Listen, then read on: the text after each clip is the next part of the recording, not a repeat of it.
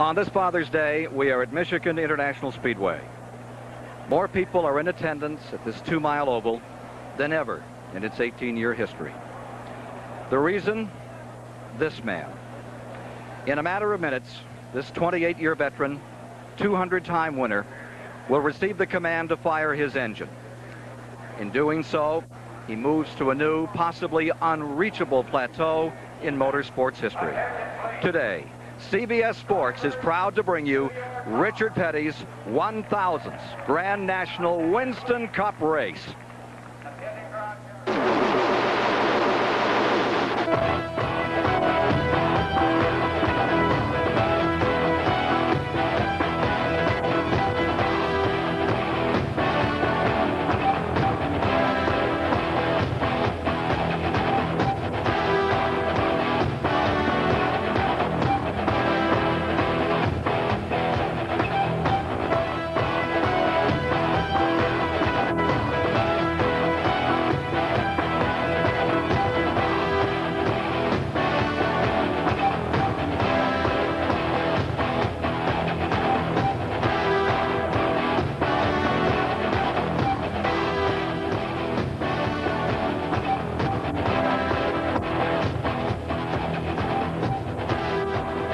Father's Day to all you dads and granddads, and welcome to the $476,000 Michigan 400. It's a gray day here. It rained earlier, but it's clearing off, and we're in for what we anticipate to be a great race. See the temperature at an easy 67 degrees, but there's a very special warmth radiating around this magnificent racing facility. Hello, I'm Ken Squire, and the real story of this day is Richard Petty. Everyone wants to be part of the celebration as he reaches this milestone. Take a look at his record over the years in victories against other drivers, the very best. He's had some 200 wins. There you see David Pearson with 105. And your co-host today, Ned Jarrett, with 50. You also took a couple of national titles away from him as well. This must be a very special moment for you, Ned. Ken, this is a very special day. If any athlete in America deserves to be called a superstar, it's Richard Petty. It's hard to believe that he started his career in 1958, about 8 months before I started my Grand National career in 1959, and I've been retired for 20 years, but he's still going strong. In fact, I think that he can be a factor in this race today. Another major factor today is speed. Tim Richmond shattered Bill Elliott's year-old record by some 6.5 miles per hour. And 38 of the starting 41 cars are over Elliott's old mark. So we're going to see a lot of speed, a lot of action, and it will be the typical, traditional CBS flag-to-flag coverage. Please stay with us for the Michigan 400.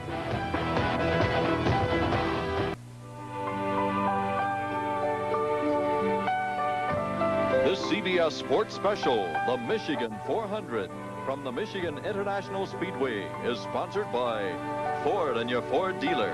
Have you driven a Ford lately?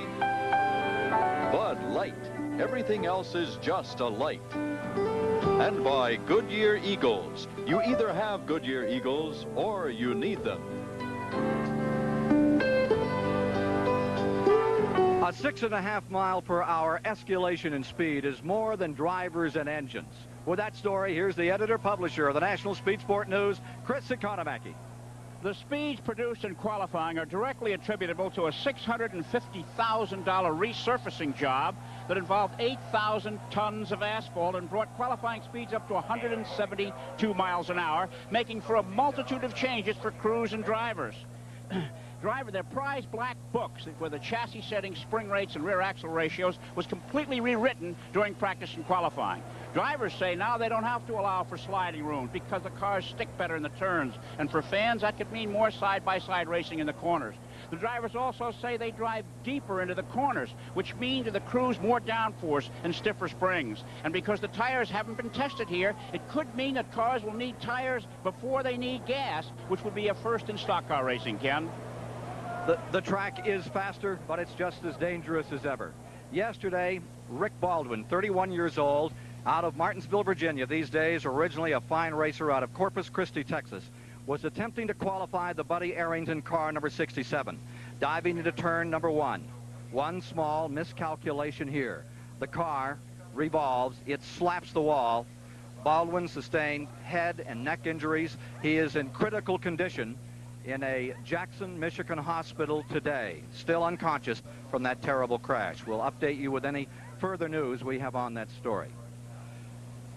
A year ago, the major story here at this track was Bill Elliott. If you'll recall, he came into the event having won 6 events and claimed this is his 7th. This year, he has 3 fifth-place finishes thus far to account for. With more on Bill Elliott, here's Mike Joy. Well, thank you, Ken, and happy Father's Day, Dad. Here's a guy who gave his dad a great Father's Day present right here 2 years running, a trip to Victory Lane. But this year's been a little different. You're still getting the media attention, but it's of a different kind than you had last year. Well, no doubt about it. We've had our problems this year, which really we've run about the same, and everybody seems to have kept caught up and passed us. That's the kind of thing that happens in this sport on a cyclical basis, kind of year after year. What can you folks do to catch up to what the GM cars are running now? You know, right now I just feel like that we just try to keep working, continue to work through this year. You know, maybe hope things will be better in 87. Can you do it today? Well, I'm going to try as hard as I can. And that's the only way he knows how to run. This car is a virtual duplicate of the one that Elliott ran here last year, with one difference. NASCAR now allows all the teams and makes of cars to run a new air dam type front spoiler that helps improve the flow of the air up and over the car and around the sides. Well, if Elliott's not on the front row, let's go meet the man who is with Chris Economaki.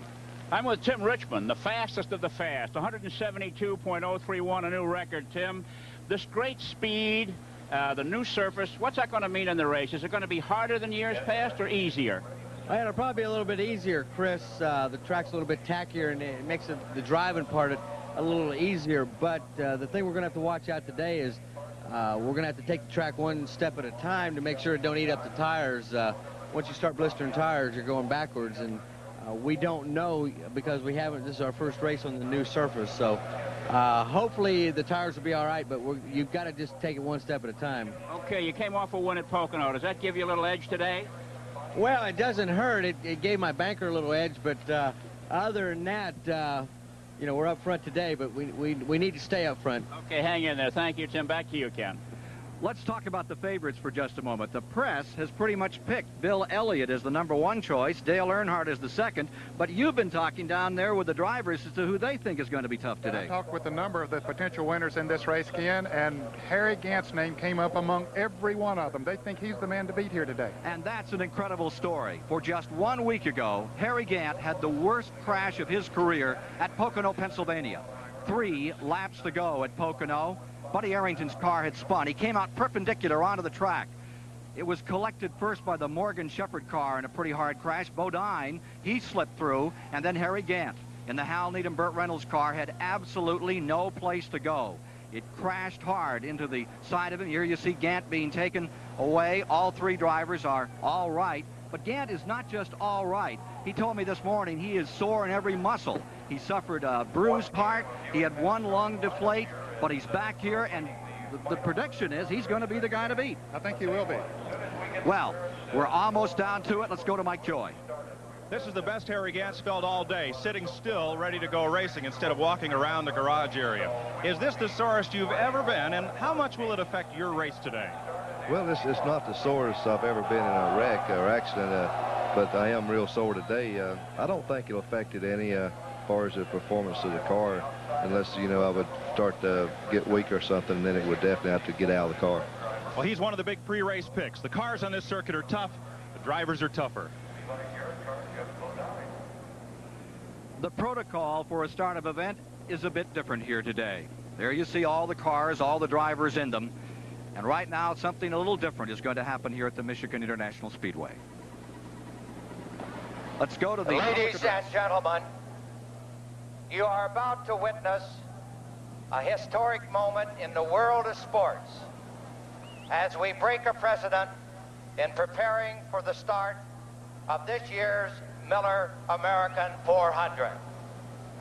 You will hear the command for one man and one man only to start his engine. 20 seconds later, the rest of the field will receive the command to fire their engines. We trust that while this lone engine comes to life, you will join us all and show your appreciation for the man known to all of us as King Richard.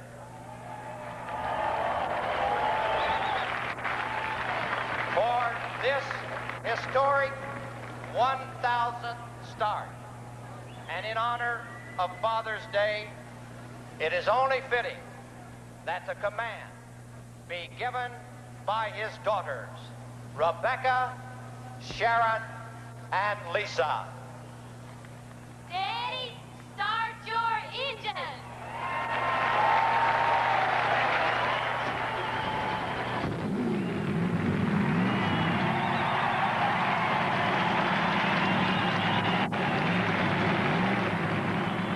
All righty, ladies and gentlemen, that was the command. A standing ovation for Richard Petty.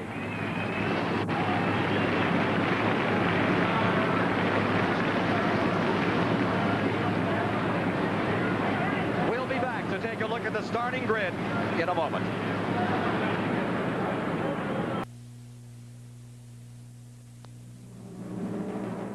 Here is the starting lineup for the 18th annual Michigan 400. In row 1 at 172 miles per hour, breaking Bill Elliott's old record by 6.5 miles per hour, Ashland, Ohio's Tim Richmond. And alongside the 1980 Michigan 400 winner, Benny Parsons. For row 2, coming back from the worst crash of his career just last Sunday in Pocono, Pennsylvania, Harry Gant, and the 1986 Daytona 500 winner, Jeff Bodine.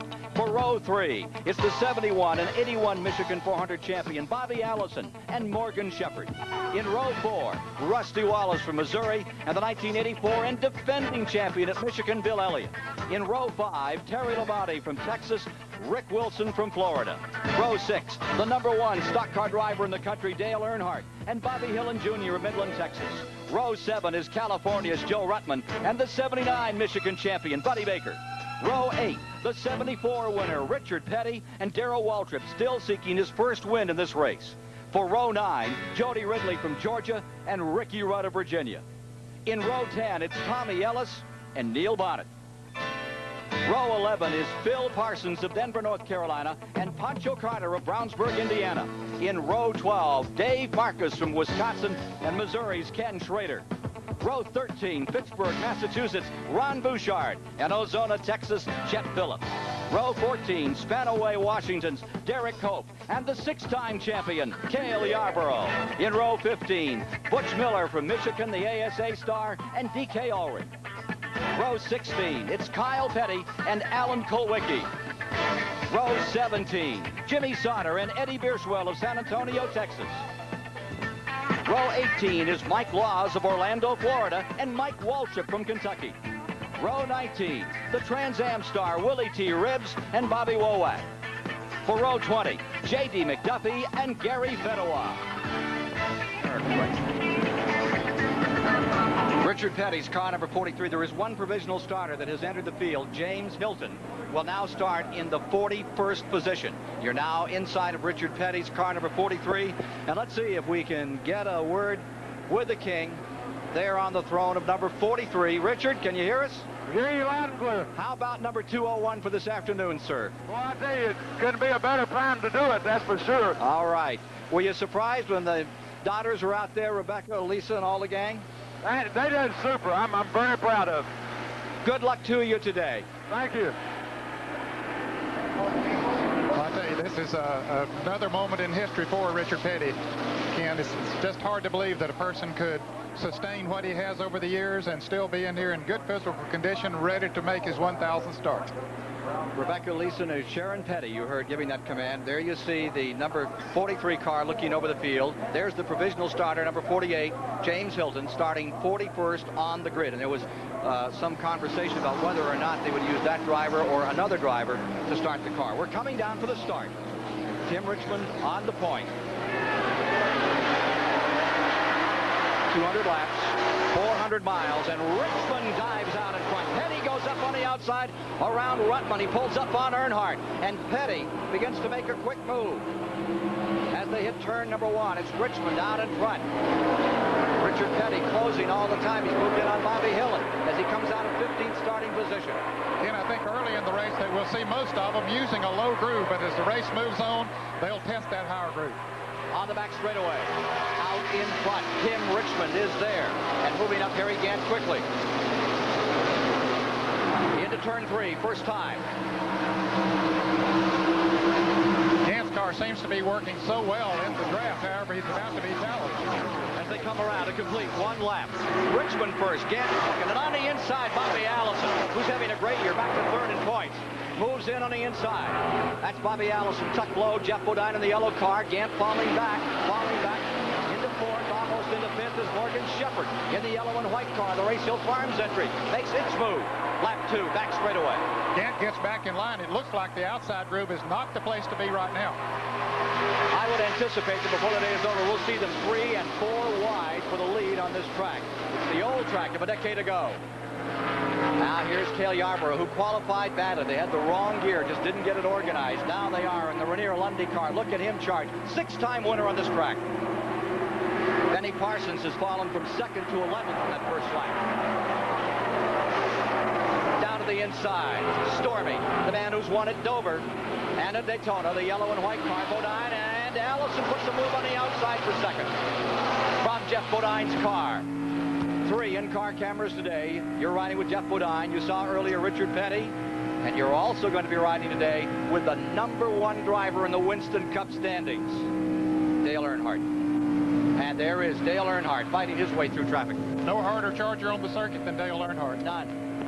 Up in front in points, and of course you'll pick up $150,000 with any kind of a finish today as we get down to the midway point of the season. Packed capacity house, watching the field scream underneath Harold Kinder's flag stand. Into turn number 1, Tim Richmond on a roll. 2 seconds and then a win, and he'd like to make it another victory today. Is out in front, and Bobby Allison, the Stavola brothers, number 22, looks good. Here's Jeff Bodine moving to the inside on Allison, and you're riding with him as he makes the counterattack, tries to move under Allison for 2nd place. Both of those cars, Richmond's and Bodine's, are owned by businessman Rick Hendrick of Charlotte, North Carolina, who has become one of the most potent car owners in America. Up on the outside, the longtime veteran eases up through. Allison fighting there as you watch them come down out of the corner with Bodine. Very nifty move. He tried him on the inside, couldn't make it there, but he made the outside groove work for him. A 25-car freight train for the lead here at Michigan. But Tim Richmond has managed to stay out front while they battle for the other position. His car is very strong, Tim. Look at Gant battle back in car number 33. So sore, so hurt, he can hardly put his feet down.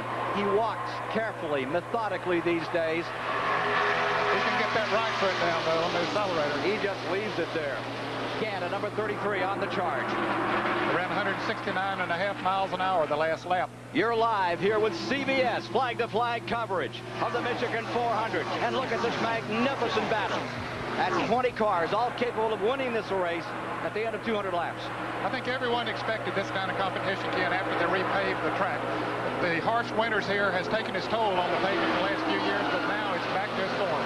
One car already retiring. It's a former winner of the event. Benny Parsons has gone back behind the wall, smoke coming out of car number 55. Parsons in early. Back straight away. Deployed in single file manner. Marching orders, hold on for a while. Try him if you feel like it. 6 laps complete this time by. Bodine thought he had a shot at the pole yesterday, but his car got a little loose in qualifying. He wants to prove now that he does have one of the fastest cars in the field. Petty almost destroyed his car in qualifying. He went into the first turn just about 3 miles an hour too quick. There you are, back inside Petty's car as he rambles up through the field. He takes a very smooth line going into the turns, and of course using the draft of the cars in front of him. Back with the leaders. Back straightaway. Ned, you and I took a trip around this track, and the only place we found it bumpy was on the inside of 4. It's as smooth as a baby's bottom everywhere else. It really is. It was surprising, especially the banking here is not quite as high, of course, as Daytona and Talladega, but still, that's a very difficult job to do the paving and to get it smooth. But whoever did this did a very fine job, and that resulted in the high speeds that we have seen. Bodine moves in on Tim Richmond, the leader. The number 25 car stays in front. Richmond has a great sense of humor. After he qualified on the pole, he went to his press conference wearing a Bob Uecker mask. He walked into the press conference and said, "Where is the beer and the pizza? I've got a seat reserved in the front row." He knew it would be a good one. Never lost for words. He's got himself busy right now, though. His teammate, Jeff Bodine, is working on him. Here comes Chet Phillip on the inside, a young, he's a rookie in the field, doing a super job, making three abreast. Three wide racing. Bodine taking the lead. Bodine snaps down to the inside, eats up Richmond, goes into first. Gant closes in third. Allison in fourth, 6 car lengths back. Working lap 9. The draft is very effective on this racetrack, again, as we see Gant try to move up on the inside, but the speeds they run here, and as wide as the turns are, they can use the draft to good advantage. Incredible live pictures here. CBS flag-to-flag coverage of the Michigan 400 on this Father's Day. Everybody looking at those watches, and the story here is probably how fast they're turning these laps. We'll check them for you. There you see Bodine out in front of that trio trying to get away from the field. Here is Mike Joy with the first retiree of the event. I'm not supposed to be talking to you for another 396 miles. What happened? Something happened to the engine, Mike. I really don't know. When the third corner, something broke. What are you going to do? Well, in qualifying, he was on the pole for about 2 minutes, and that's about how long it lasted in the race. Tough luck. That is a hard one for Benny Parsons. Determined, another one of the great gentlemen of the sport. Here's Chris Economaki. Well, the clock showed that Tim Richmond led the first few laps at just under 170 miles an hour. Now, keep in mind, tires have not been tested on this surface. There's deep concern here that this great speed is going to make for tire wear quicker than ever before. Back to you. Thank you, Chris. Coming down to complete 10 laps. Remember, those are very hard tires they're running today. They're what they call the Rockingham tires. With 50 pounds of pressure on the right front, about 45 on the right rear, and 40 pounds on the left side of the car. And those 1199s are just about as tough as hockey pucks. They're very tough, no question about that. But when you consider they're going into these turns at about 185 to 190 miles an hour, that really puts a lot of stress on the tires. With 10 laps down, Bodine is now first. Richmond is second. Everybody's watching Harry Gant trying to close. Bobby Allison fourth. Bill Elliott fifth. Morgan Shepherd sixth. Dale Earnhardt is in seventh. Terry Labonte is eighth. Baker is ninth. Bobby Hill in 10th. Rick Wilson 11th. Rusty Wallace is running in the 12th position. We'll return with more live action from the Michigan 400 after this message and a word from your local station. With 11 of 200 laps complete, there you saw the standings in the last few moments as Bodine is in first place, Tim Richmond is in second, Harry Gant in third, Bobby Allison in fourth, Bill Elliott in fifth. And in the last few moments, Elliott has picked up a spot. He now lies fourth on the field. Here you are in turns 1 and 2. He's showing the form that he used to win this race 2 years in a row, Ken, in 1984 and 1985. Notice that Harry Gant just isn't letting loose. He stays right where he wants to be, not putting any additional muscle on the car. Yesterday in the final practice period, the Gant car turned some outstanding laps. I think that's the reason most of the drivers were using his name when you talk to them about who the favorite was in this race. It's because of the way his car was running, and he seemed to do it so effortless. The car was running anywhere he wanted it on the racetrack, and any driver will tell you, regardless of how long these straightaways are, that handling is still the key to getting around here. A tremendous congregation of folks here this afternoon watching this great battle in the Michigan 400. $476,000 at stake. The entire 41-car field separated by 1 7/10 seconds before the start of the event as they were down on pit road, and now it's 2 2/10 seconds covering the top 7. There you are with Harry Gant's number 33. Richmond's car is still using a very good line, and he uses to good effect drafting right up on the back bumper of Jeff Bodine as they come off the turn. The 38 car is going to come on pit road for the moment. Mike Laws of Orlando, Florida. Now, he could race till the year 2020. Give you a little perspective on Petty's mark. You have to make every single race to catch up with where Richard is. Wouldn't that be something? I don't think we'll ever see this record broken. And Richard has shown absolutely no inclination to throw in the towel. You're inside of his towel, inside of his car, and you know he's holding his towel right now. That's like Linus. He keeps it with him all the time. Now, that's always been there's Rusty Wallace's Car number 27, and Wallace is slowing down. Wallace already has one victory this season. Rusty Wallace, who I thought would do very well here today. He thought he would too, Ken. His car was handling very well, but evidently there's some mechanical problem with it. He was running 12th when the car went away. 17 laps complete. Rusty Wallace eases onto pit road. Richard Petty has got himself into a draft with Dave Marcus in the 71 as they try to move up. They are outside of the top 15 at the present time. There's Richard fighting his way around this track. Interesting camera that gives you the perspective of what the driver's doing in car number 43, and that's what he's looking up for. And we say goodbye to the Laws car out of Orlando, Florida. Back to the leaders. And the caution is coming down. Yellow is on the track. Word is that Rusty Wallace had brushed the wall off turn 2, and that's the reason for his unscheduled pit stop. He gets service the right side tires, but he gets back out and he goes a lap down as the leaders come by. This is happening at lap 18. First caution of the day at lap 18. Now, we had a race that was caution-free back in 1973 when they set the mark for this event. David Pearson at 153.4 miles per hour for this June race. And maybe we can see what happened out here that brought out this caution. Let's go to the videotape.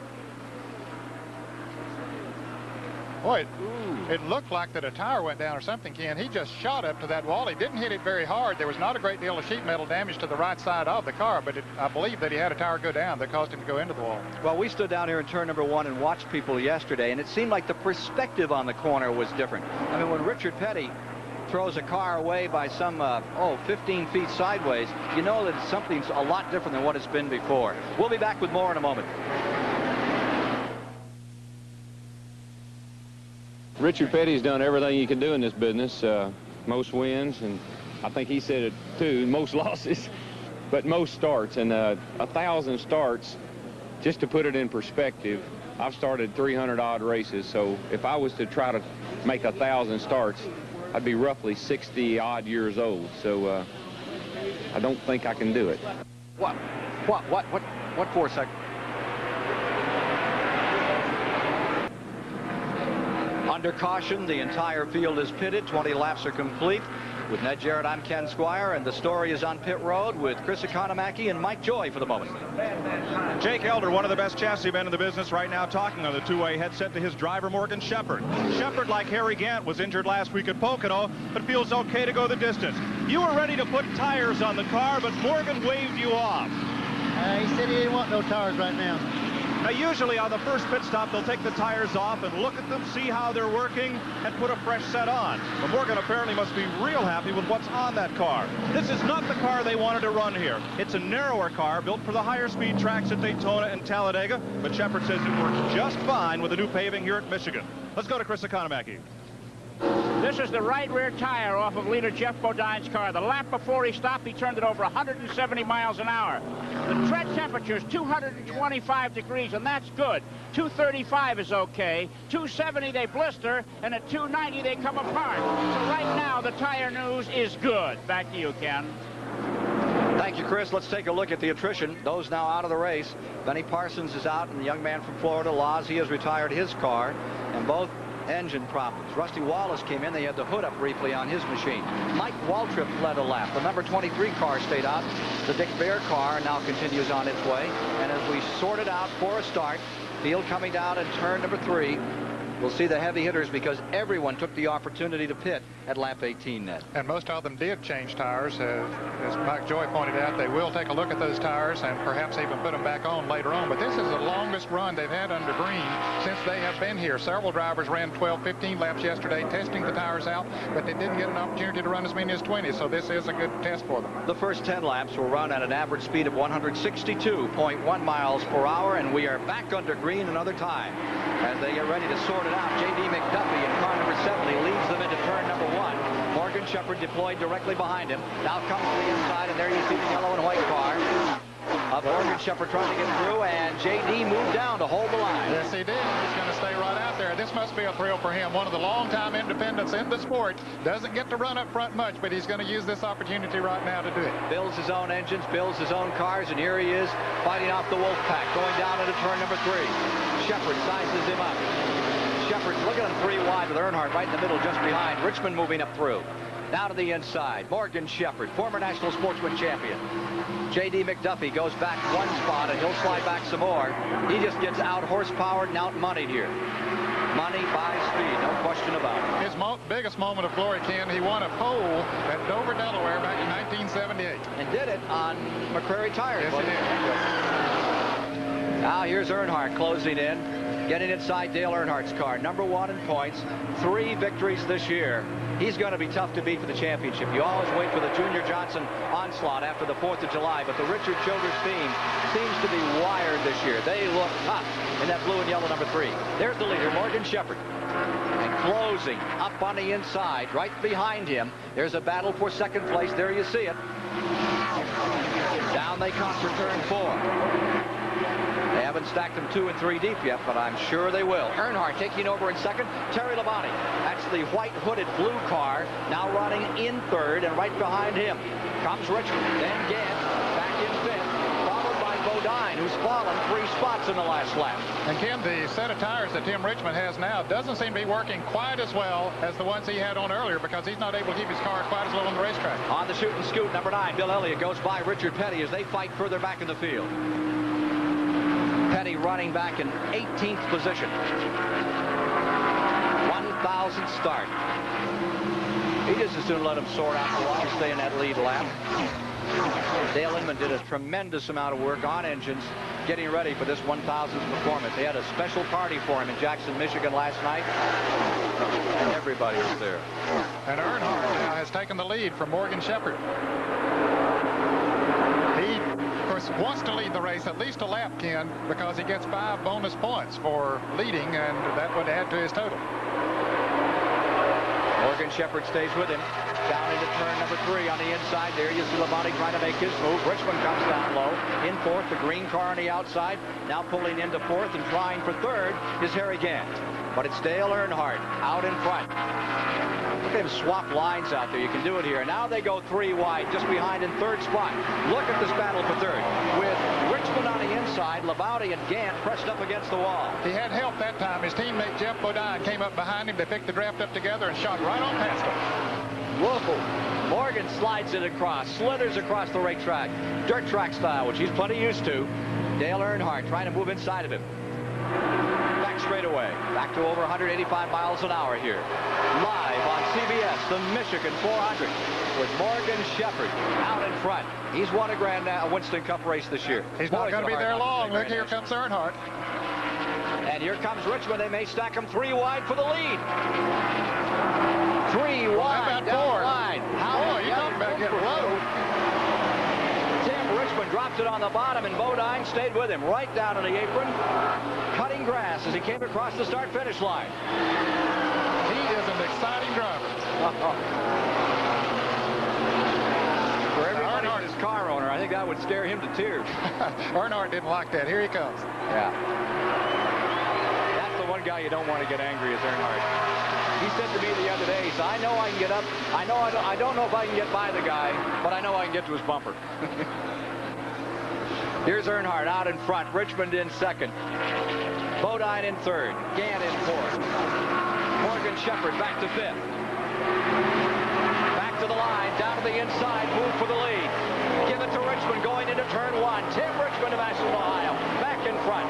A report in the pits from Chris Economaki.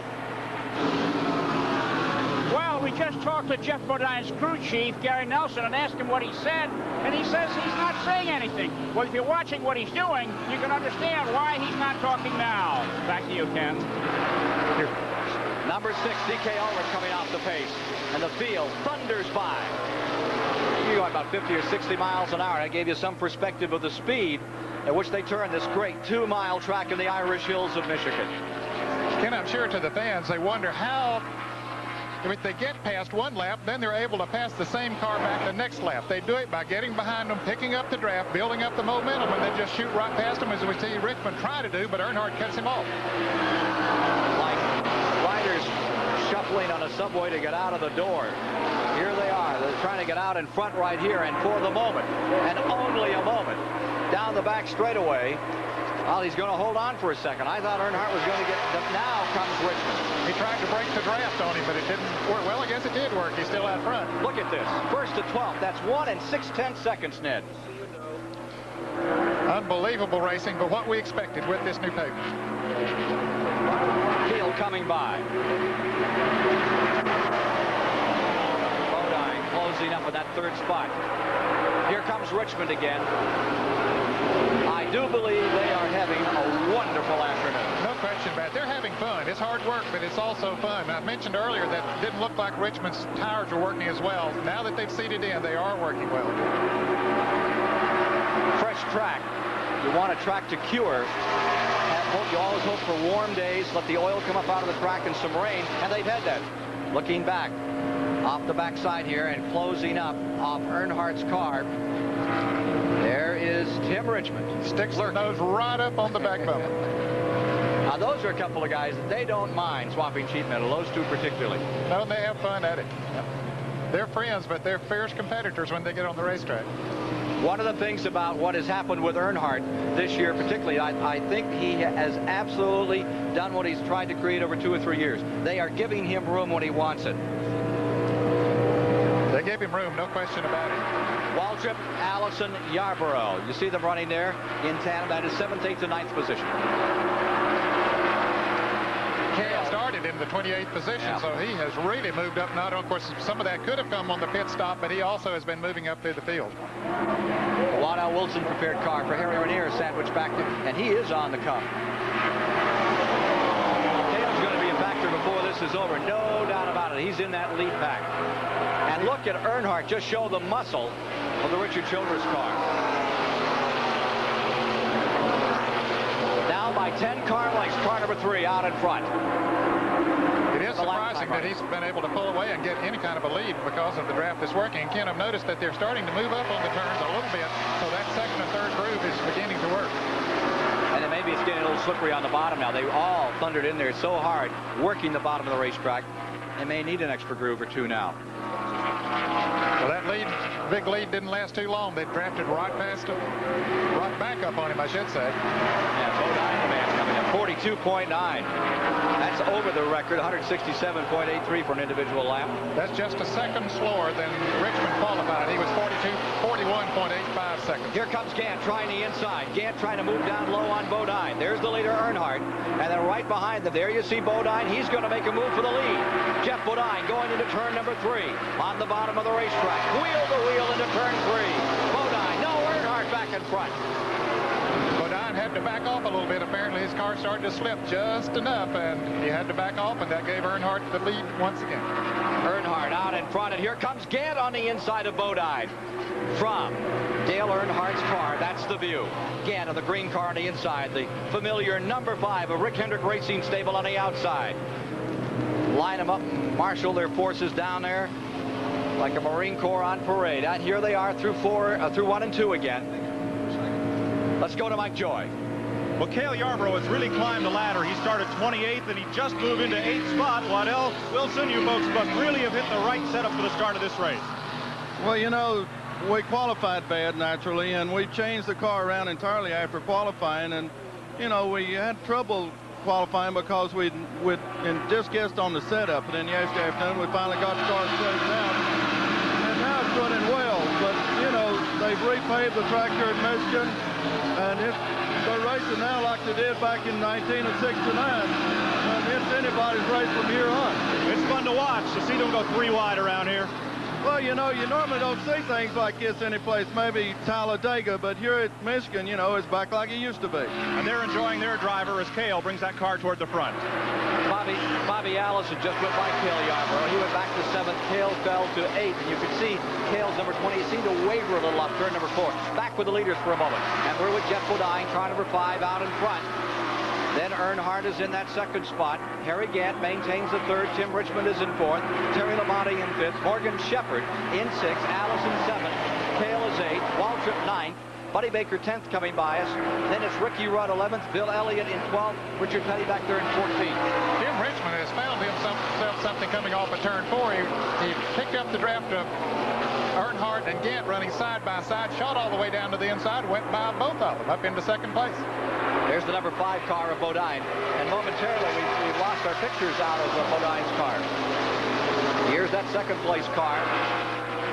Tim Richmond is there again as they seesaw back and forth. And it's relatively new names from what we've known over the past years here at Michigan that dominate the front 5. There's been 10 different winners so far on the circuit this year. This fantastic competition. Look at Bodine take them in way high as they begin to use up more racetrack. And we'll have more of the exciting live action on CBS of the Michigan 400 in a moment. We're celebrating the fact that it is his 1,000th race. That's well, to live that long, something, and then to be able to win like he does and still be competitive. I think that's a tribute to a great man. The streets of Motown will come alive with the sounds of Formula One thunder for the Detroit Grand Prix next Sunday on CBS Sports. Jeff Bodine continues to maintain the lead here at the Michigan International Speedway. Richard Petty on lap 39 just about a minute ago made an unscheduled stop. Came in, spent 11 and 7/10 seconds on pit road. Now there are the standings at the present time. Bodine is in first, Earnhardt in second. Then Tim Richmond is maintaining third. Terry Labonte is in fourth. Morgan Shepherd runs a stout fifth. Of course, that was at 40 laps, and just a lap ago, Harry Gant went by all of those cars, came from 6th up to 2nd, and now he has caught Jeff Bodine.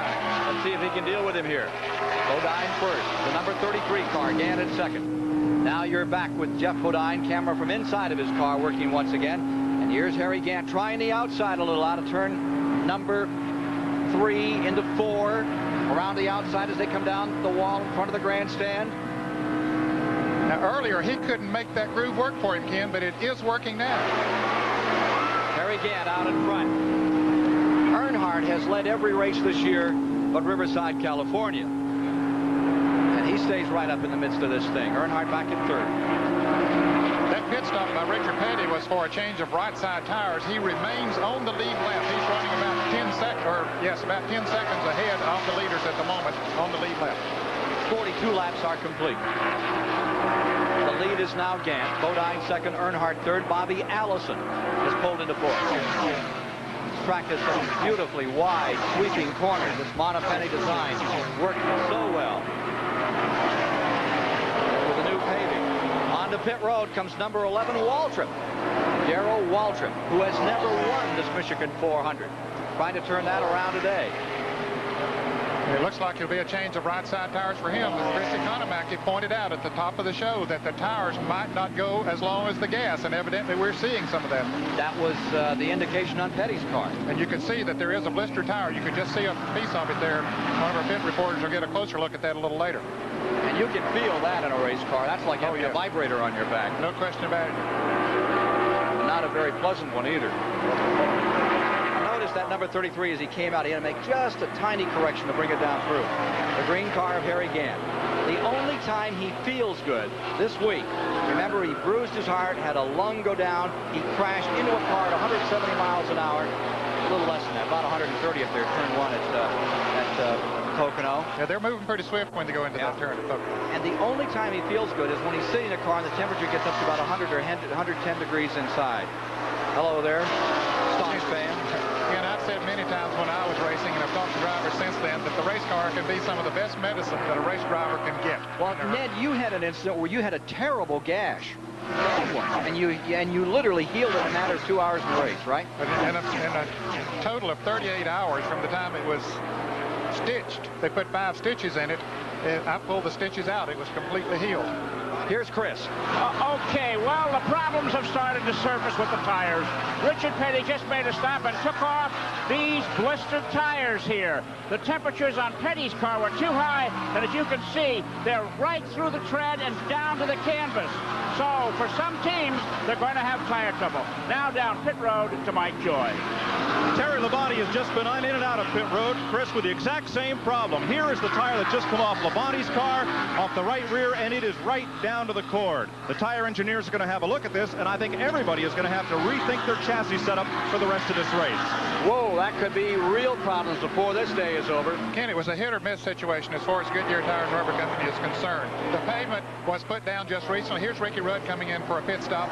They didn't have time to do the proper testing that they need. So they assumed that the tires they used at Rockingham, North Carolina earlier in the spring with brand new pavement there, that it would work here on the new pavement. The speeds are higher here, much higher than anyone expected, and certainly is taking its toll here now. Willie T. Ribbs, who got a start. We see Ricky Russ coming out. Willie T., who started 37th, now up to 26th. The sixth black driver in the history of NASCAR stock car racing. Won a lot of Trans Am races, trying to get his luck turned around. Not had much of it in these big stock cars today. Now you see Gant closing on Petty. He would put Petty a lap down. Here's Bobby Allison into the pits. And if Harry Gant moves around Richard Petty, that would put Petty a lap down after his unscheduled pit stop. And there's Gant making the move to put Petty one lap down. Makes it tougher to win that 201, Ken, when you're a lap down, especially the way Gant's running. But I'll tell you, this is a long race, and with the problems we see developing here, anything can happen. What we need to see here is Allison comes out, and caution is on the track. Now, if Petty could pull back up on Gant, I don't believe he can. It'd be a big break for him. If he can pass him before he gets back to the start-finish line, which he's not going to be able to do, he will stay a lap down. Too bad just a lap ago. If he could have stayed out there, he would have got to go all the way around and made up that lap. Bodine in second, Morgan Shepherd in third as they cross the line. Caution is out on the track, trying to get an indication as to the why. Morgan Shepherd fourth, Tim Richmond in fifth. There's Richard's car. I would guess, Ken, that there might be some debris on the racetrack somewhere, and it could be off of some of the tires. Average speed through 30 laps, we're up to 48 now, is 147. We had that early caution. We're in the second caution of the day. Petty will start from inside of the front row. Lap cars on the bottom. Gant will be on the outside, and in pursuit of him will come car number 5, perched on his rear bumper, Jeff Bodine. But everybody will be coming into the pits when they come off of turn 4, because those that haven't had to make the unscheduled stops will certainly welcome this opportunity to come in and change those tires. Let's see. The 33 comes in and the 43 comes in. I thought Petty might try to stay out there. No, he needs to put left side tires on the car as well, Ken, and he also might need to make a chassis adjustment. However, I think one of the crew members... Here's Mike Joy. Harry Gant is in, and he has the same problem. Now we'll look to see if they make a chassis adjustment on Gant's car, or one of the mechanics reaching in to adjust the weight on the rear. They're not going to do that, but they have put new tires on the right side of the car, and the right rear on Gant's car is not blistered. Let's go to Chris. Okay, Dale Earnhardt is in the pits, and they're not taking any chances here. They're changing both sides. The right side has been changed. The left side is gone. Now we're going to take a look at the tires. They make no chassis adjustments, and from what we can see, it looks okay. Let's look back down pit road to Mike Joy. In the Bill Elliott pit, Elliott's Ford is on and off pit road, and the tires don't look bad. It just came off of his Harry Melling Ford Thunderbird. They're a little grainy, and that means the tire is wearing much like a pencil eraser's. That right rear tire's lifted over the wall, but they are not blistered like on Ricky Rudd or Darrell Waltrip, and neither was Harry Gant. Back upstairs. Ken, it has a great deal to do with the way the chassis is set up on the car. We'll see a lot of them that won't have tire problems today because their chassis is right. Richard Petty chewing on the towel at lap 49, getting up toward lap number 50. Even though that towel's a little ragged at the bottom edge, I'm sure he hasn't used it in all 1,000 of those races.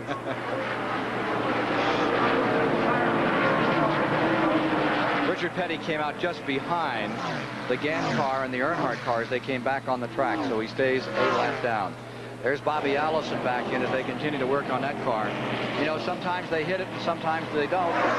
It's as simple as it gets. Those combinations make the tires either work or not work. Here's Mike. Here's the right rear tire that just came off Harry Gant's car. You can see this tire is worn, but it's not blistered. Got a little scuff mark on it here where Harry slid to a stop in the pits. But it does not look like the tire that came off Waltrip or Rudd's car. When they set up the handling on these cars, they jack a certain amount of weight onto each corner. And perhaps Earnhardt, Waltrip, and Rudd had too much weight shifted to the right rear of that car, so the right rear tire has to work harder and burn that tire up. Dale Inman, the crew chief on Richard Petty's car, tells us that we can converse with him for a moment here under caution. Richard Petty, Ken Squire in the CBS booth. How's it going out there today?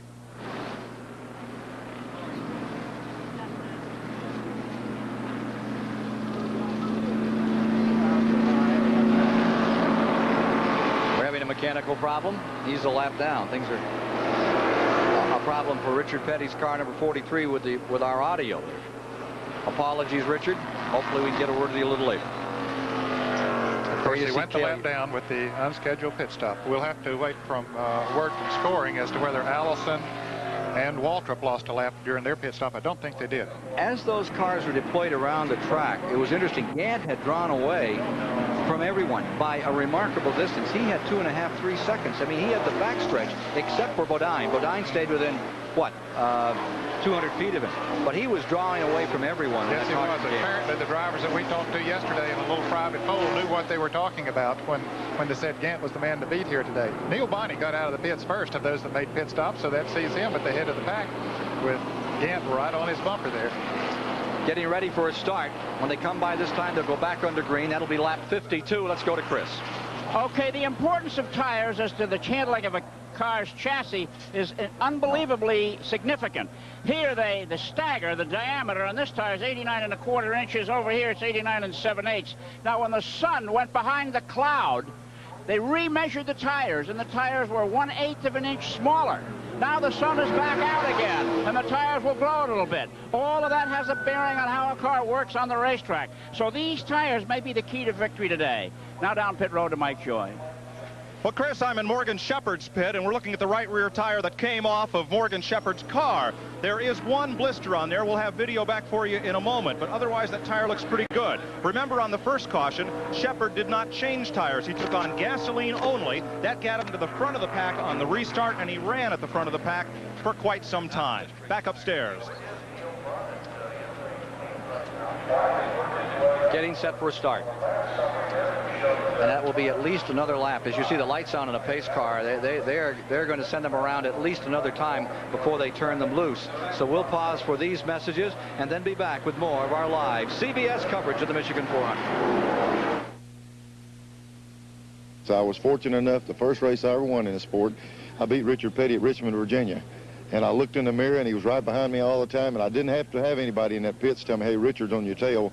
When I saw that little red and blue race car, it's just kind of feels like a bear back there gripping at you. You know, just the mystique, the power of the Richard Petty symbol that's been there for so many years. When you see that car coming, you give it a lot of respect. We've had 2 laps under green, about to be 3. And jumping out in front was Neil Bonnet. Then pouncing on him was that number 33. Harry Gant has taken the lead. Pulling up into second has been Earnhardt, but the man that everyone's watching now is Cale Yarborough, who is into the 4th position. Let's take a look at the top 10 after 100 miles. After 100 miles, 50 laps of competition. Alan Kulwicki, the rookie driver, was up front at that time. That was because of the pit stops. And for a moment, he had a little bit of glory. Rookie driver. And then Gant, followed by Allison, Neil Bonnet. I don't think Harry was in 2 positions at once. Dale Earnhardt, Ricky Wilson, and Cale Yarborough, followed by Bobby Hillin and Tim Richmond. And the car that was up front at 100 miles, Alan Kulwicki, has just made an unscheduled pit stop, and he's back out on the track now. See Gant going around him as they go into turn 1. That came right in a period of caution, so there were some in and some out among the leaders. Gant, they've changed engine men on the Needham car. They didn't think they were getting the horsepower. They sure have it today. Look at him draw out in front. There's an interval for you, and he's developed that in just a few laps. And notice Cale Yarborough, the orange and white car, closing up on Earnhardt. There's the sleeper here right now. Yarborough is very victory hungry, no doubt about that. He won 2 races last year in the Ford after the Grenier-Lundy team switched to the Ford products. They went for a while without victory, but towards the end of the season they were able to pull off 2. If you're just joining us, we are here at the Michigan International Speedway, the site of Richard Petty's 1,000 start. An incredibly fast lap speed being generated every time around this 2-mile D-shaped oval as they have repaved the track, and we've got old-fashioned real racing here. Gant now has a 1-second lead. And as to that Cale Yarborough, here he comes charging. You see him sandwiched in between Earnhardt and Richmond. As to what's going on with car 28, I think Mike Joy can update us.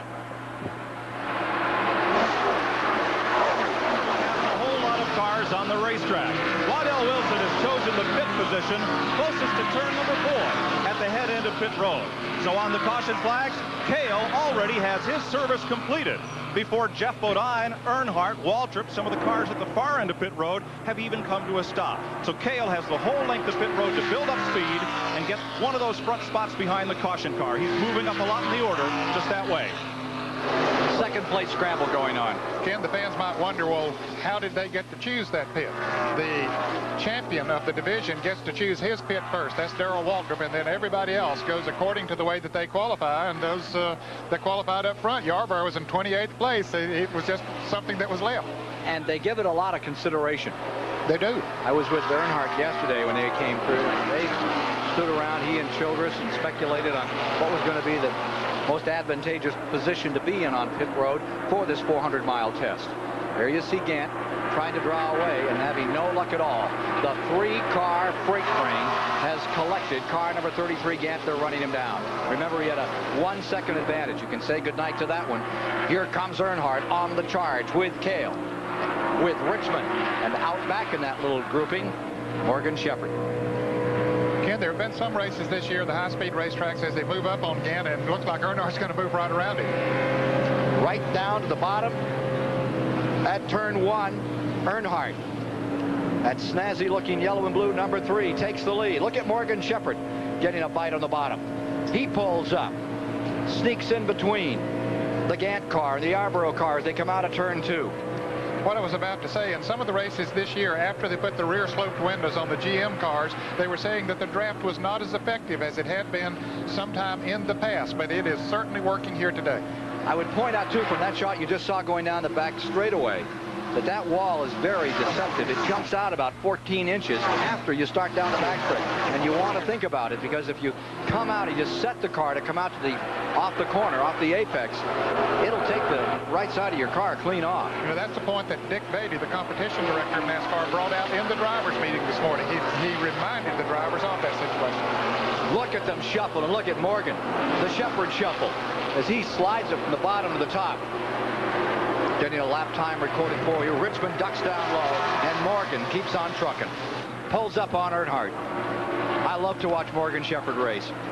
He's a racer. Oh, well, you put him on a half-mile, quarter-mile. He is just magic. Won earlier this year in Atlanta. Very fine style, and everybody didn't fall out. He flat beat him. Now, look at this speed development as they came off the 4th, and they all used the same line to stay right in there. Next week here on CBS, live flag-to-flag coverage of the United States Grand Prix around the Renaissance Center in Detroit. Bulletin, Nigel Mansell wins Canadian Grand Prix. Nigel Mansell, Team Williams, comes to Detroit next week. You'll see it on CBS. Well, a left tap there by Gant on Morgan Shepherd. They've raced against each other on the short tracks around Hickory, North Carolina, and Charlotte in the past. Hi, Morgan. How you doing? Fine. I'll see you a little later. And he drives away from him. A true enthusiast. Earnhardt has built a lot of fans this year. NASCAR's Grand National Circuit, known formerly as the Sportsman Group. They were at Rougemont Speedway last night. Tommy Houston came out on top. Some new kid named Jarrett came home second. Dale Jarrett. He's trying hard, Ken. He'll win. He'll win at South Boston. 2 weeks. Let's hope. That group goes to Indianapolis, Indiana next Saturday. Shepherd is keeping the pressure on, waiting for his chance. And Cale is taking a different route. Cale Yarborough going low. No one knows this track like Yarborough. He has an incredible record. Ooh, boy, they bump. Again. He bumps again. How do you do? That was a little more than a left tap. Yeah. That was a whole lot of, let me tell you, I'm there. Don't mess with my line. Cale has won here 6 times. In the last 10 years, he has completed 99.9 laps of the races run. Only 1 lap has he missed. And he's a remarkable individual. He's one of the hardest chargers of all. Now he's going to try Earnhardt. Great book just out by William Neely about Cale Yarborough. A lot of fun. We're going to get a chance to look and replay at Morgan Shepherd and Cale and their little Father's Day greeting to each other. Here's Cale moving in, almost into the wall, almost into the side of the Dale Earnhardt car, and almost into the wall as they collect each other right there coming out of 4. Down through the D shape, into turn 1, side by side. And the Rainier car is going down in front. Cale Yarborough is pushing the nose of number 28 as he goes for his 7th win here. Let's look and replay at what happened. Let's look and replay. Yarborough down on the inside. He slips up into Shepherd just a little bit. Then they bounce apart. Shepherd sort of cuts back down on him there. He didn't like that lick. But here they come again. Cale coming up high on the racetrack and Shepherd not getting room. Willie T. Ribbs is crashing. Willie T. Ribbs spinning. And down to the bottom of the racetrack. Caution out by Tommy Ellis as he moved on the inside of Willie T. as he was spinning around to the inside of the racetrack.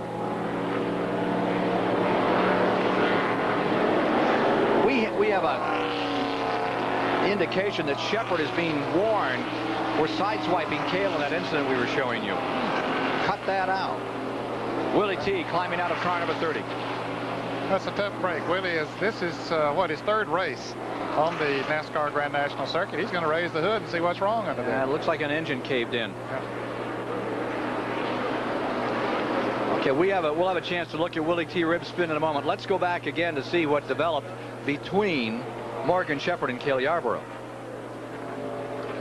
Okay, that looks like a clean pass to that point. Yarborough got pretty close. Now he goes up against him, and certainly Shepherd didn't give him any more running room than he needed, but Shepherd kept a pretty straight line there at that point. He certainly did. Yeah. Now let's look at what happened to Willie T. Ribbs. He is out of the car. Evidently the engine let go as he went into the turn. You see the smoke coming from it. Got under the rear wheels and around he went. He does a good job, Ken, of holding the car down on the inside of the racetrack. Makes a complete 360 around again. Car's going by on the outside.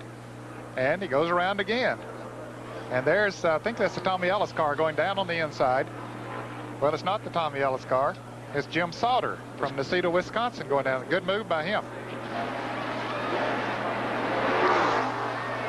Cale Yarborough, car number 25, is pulling on pit road. We asked him about racing here at the Michigan International Speedway. Yeah, I enjoy running here. It's a racetrack that's it's wide, it's got a lot of room, and you can do a lot of racing here, and I enjoy racing, so it's a racetrack I think suited for me. We've always run well here, and won some races here, so I just hope we can do it again. He's doing it really well right now. All the leaders have taken the opportunity to pit. They're back on the track. There's Willie T. Ribbs as the wrecker comes out to collect car number 30. One of the fellows that Jim Truman helped so much, Willie T. Ribbs, in his Trans Am experience, giving him some help in this Grand National program as well. So we're under caution. We're showing 67 laps complete. And we will return with more live action from the Michigan 400 after this word from your local station.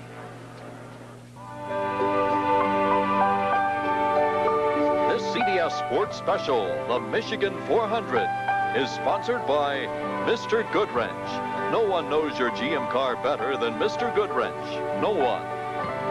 Ace Hardware Corporation. And by Mobil One Synthetic Motor Oil. Mobil One protects your engine better than any conventional motor oil. The beautiful countryside around Brooklyn, Michigan puts us in mind of where we spent last weekend enjoying the International Race of Champions at Jim Truman's beautiful Mid-Ohio course. Jim Truman passed away this past week, a man who, to many of us, personally defined the idea of faith moving mountains.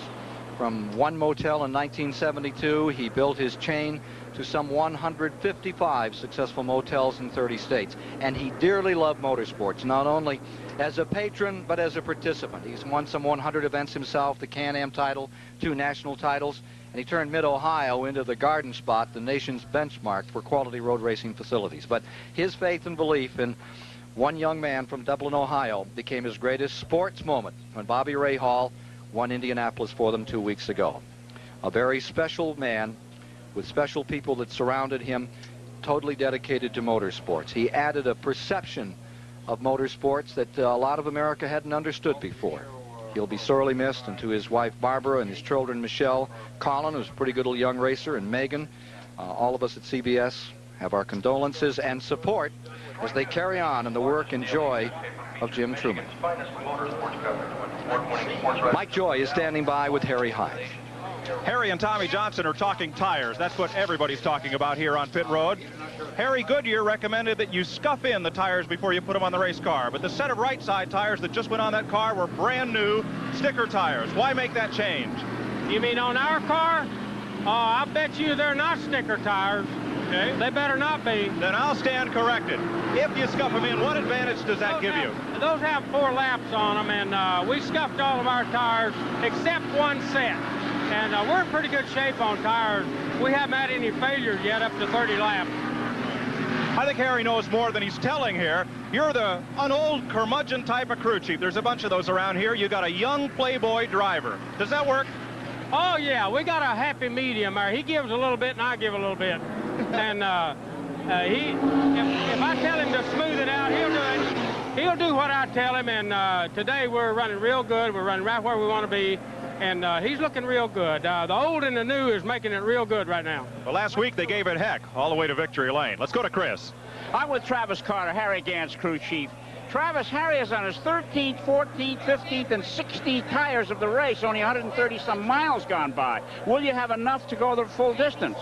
Well, I think so. Most of these tires look like today they're going to be reusable.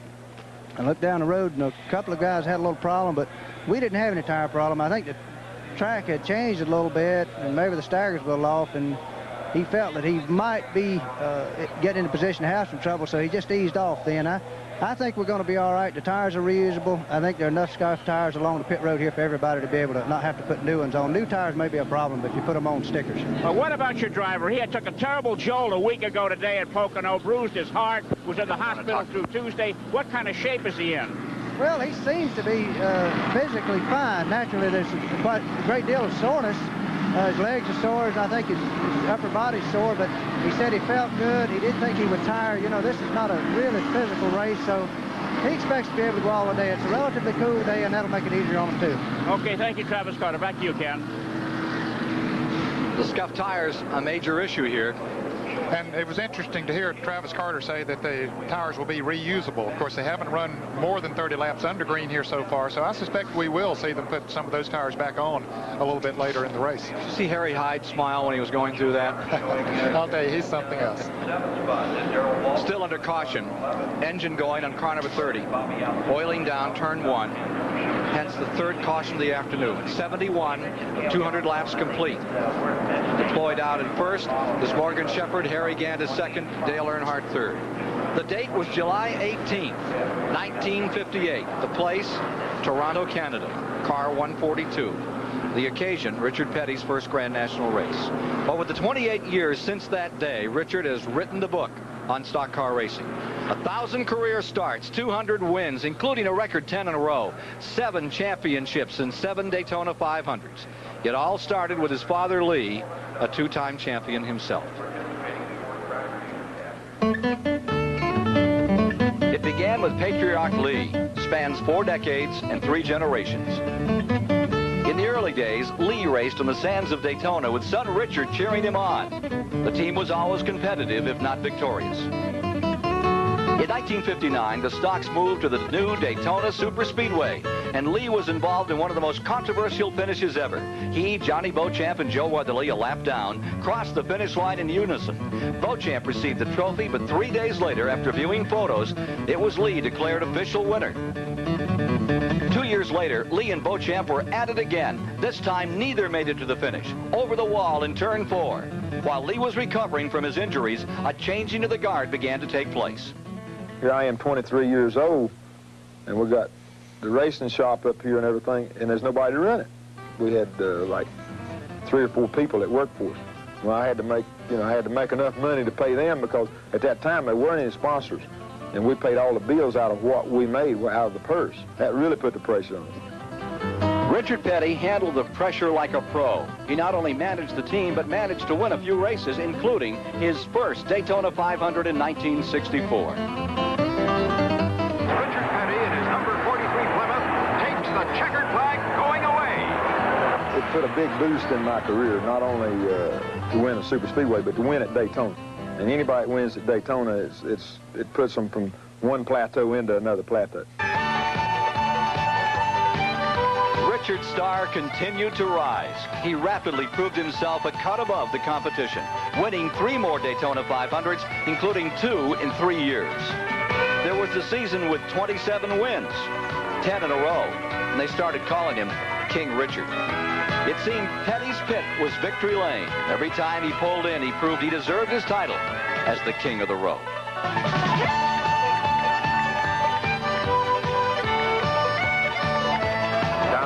Bank fourth turn onto the tri-oval, and the Petty Blue flies under the checkered flag, winner of the 15th annual Daytona 500. That was our heyday from early 70s to 75 and 76. Then we were the dominant force in racing. We won the most of the races. You know, we done everything there was to do. We won the championships. We won, you know, the races. We won whatever there was running. King Richard, King Richard.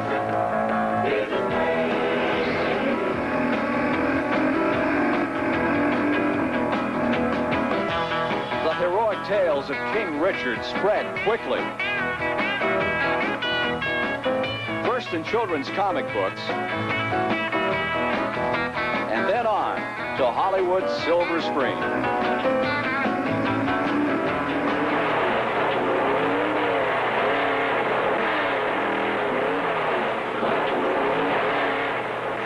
It was a carburetor. I got the RPMs up now. In years to come, someone will ask, someone always does, about my wedding night. Well, I'm thankful I'll be able to look them straight in the eye and tell them that on my wedding night, the most important night of my life, Richard did finally get his RPM up. In time, like all celebrities, the King went commercial. He's a big star on the side of his car. There's an oval of red, white, and blue. Eddie's the name, part of his fame. STP is the racer's edge. But in 1981, after winning a record 7th Daytona 500, the Petty Empire When you crumbled. say sacrifice, what do you mean? Sometimes you have to put your family aside. Seems like to get the car ready. Crew Chief Dale Inman left the team. In the years that followed, Richard posted only 7 wins, culminating in his 200, while Dale guided Terry Labonte to a NASCAR championship.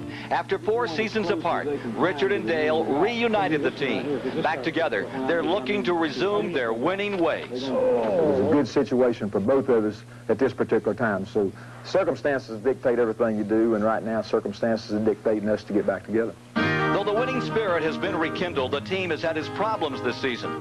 No wins, 2 bad accidents. They don't shake his confidence. We wanted to try to build a strong team back again, and if it takes a couple of 3 years, then that's how long it'll take. But we don't feel like that it'll be that. But it's not a last year deal. It's not a deal that I'm saying, okay, I'm going to do everything I can this year, and if I don't do it, I'm going to quit. Through good times and bad, the fans have always been loyal to Richard, and he dedicated to them. For 28 years and 1,000 races, they've been his inspiration, and his success their reward.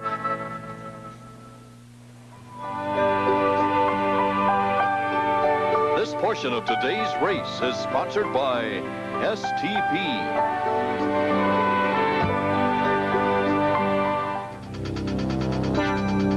STP would like to point out how tough it is on the oil in your engine.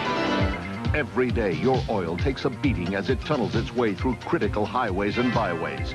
To help make it easier on your oil, we recommend STP oil treatment.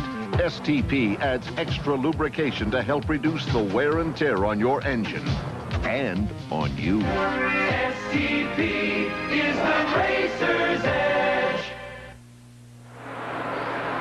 We're back with you live with 76 of 200 laps complete in the Michigan 400. Harry Gant has once again exerted the power of number 33 to take the lead from Morgan Shepherd running second. Dale Earnhardt maintaining third. Tim Richmond in fourth, and Cale Yarborough in fifth. And we have a caution on the track once again, Ken. There are 79 laps complete. Pretty good run here in the past few moments by Harry Gant to get him back out in front. And again, as we come to you live from Michigan, we're under caution for the fourth time today because of car number 98. What a bad break for Ron Bouchard, the Pittsburgh, Massachusetts campaigner. Evidently the engine expired on his Pontiac, car number 98.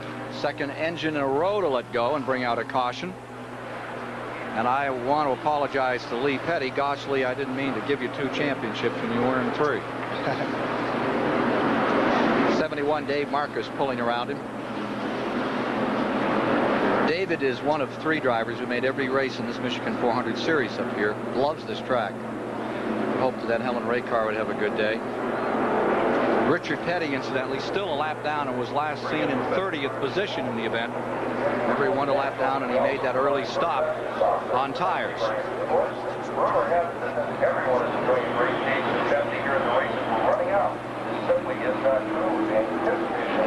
And Willie T. Ribbs went out. He wanted to let us know he was all right. Got it here. Willie T. Ribbs trying to do what only one other black driver in history has done, and that's win in Winston Cup competition. Wendell Scott won in Jacksonville, Florida. Field under caution. Back in a moment.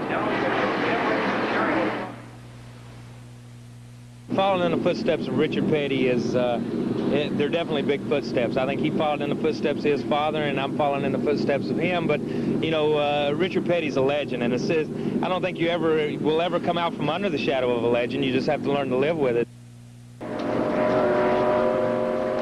Getting ready to resume here. Pace car, light off on it, indicative of a start this time by Rusty Wallace, lap car on the inside, and you're riding with Dale Earnhardt. He's in second place, ready to challenge number 33, the green car, Harry Gant, for the lead as we get going live again here at the Michigan 400.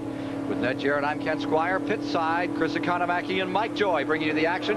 A quick word from Mike Joy. Dale Earnhardt's team is worried about tire wear. These new tires are mounted up, 4 sets of them, but they won't go on the car today. They're taking the tires that came off this car in earlier pit stops, putting them back on, and they bought 2 sets of tires from Willie Ribbs' team.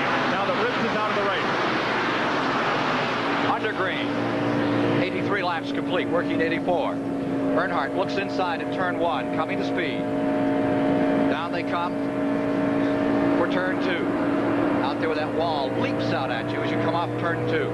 Earnhardt settles in. Hands high on the steering wheel. Goes looking for Gant. Down the back straightaway. He has about 5 car lengths separating him from the third place car. Now Bobby Allison in third, Bodine in fourth, Baker is fifth. Buddy Baker is fifth. The winner back here in 1979. Baker having a good run today. Back to the line they come.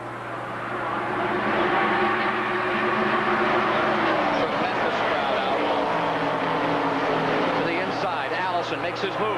That's Allison down low, all hooked up, and he's on his way looking for second. Bobby Allison, who's won this year, currently third in the points. Earnhardt back on the inside. There's your leader, and there's that battle for second position. Earnhardt winding up car number 3, drives inside of Bobby Allison and fights him for second position back straightaway. He picks up the draft and moves by with relative ease.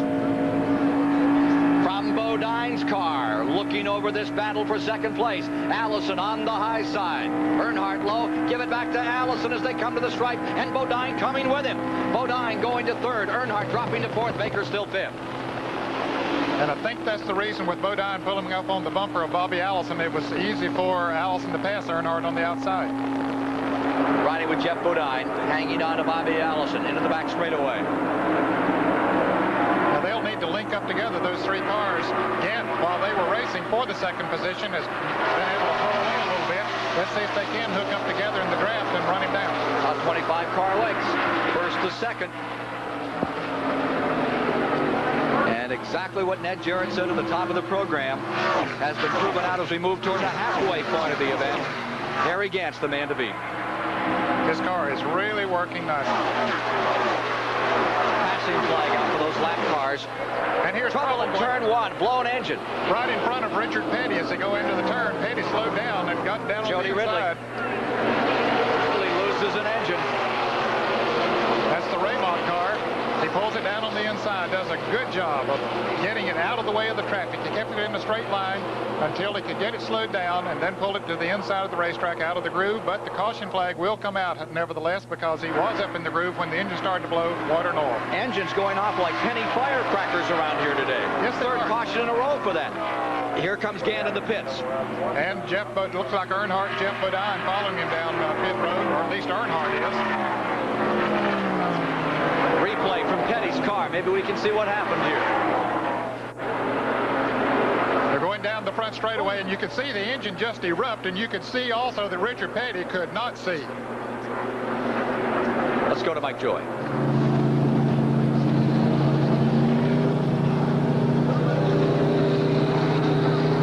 Harry Gann is getting 4 fresh tires on his car. The ones that come off have not been on there that long.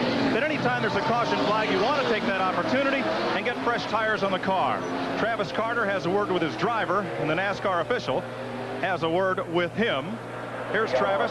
How about the tire wear now at this point of the race, Travis?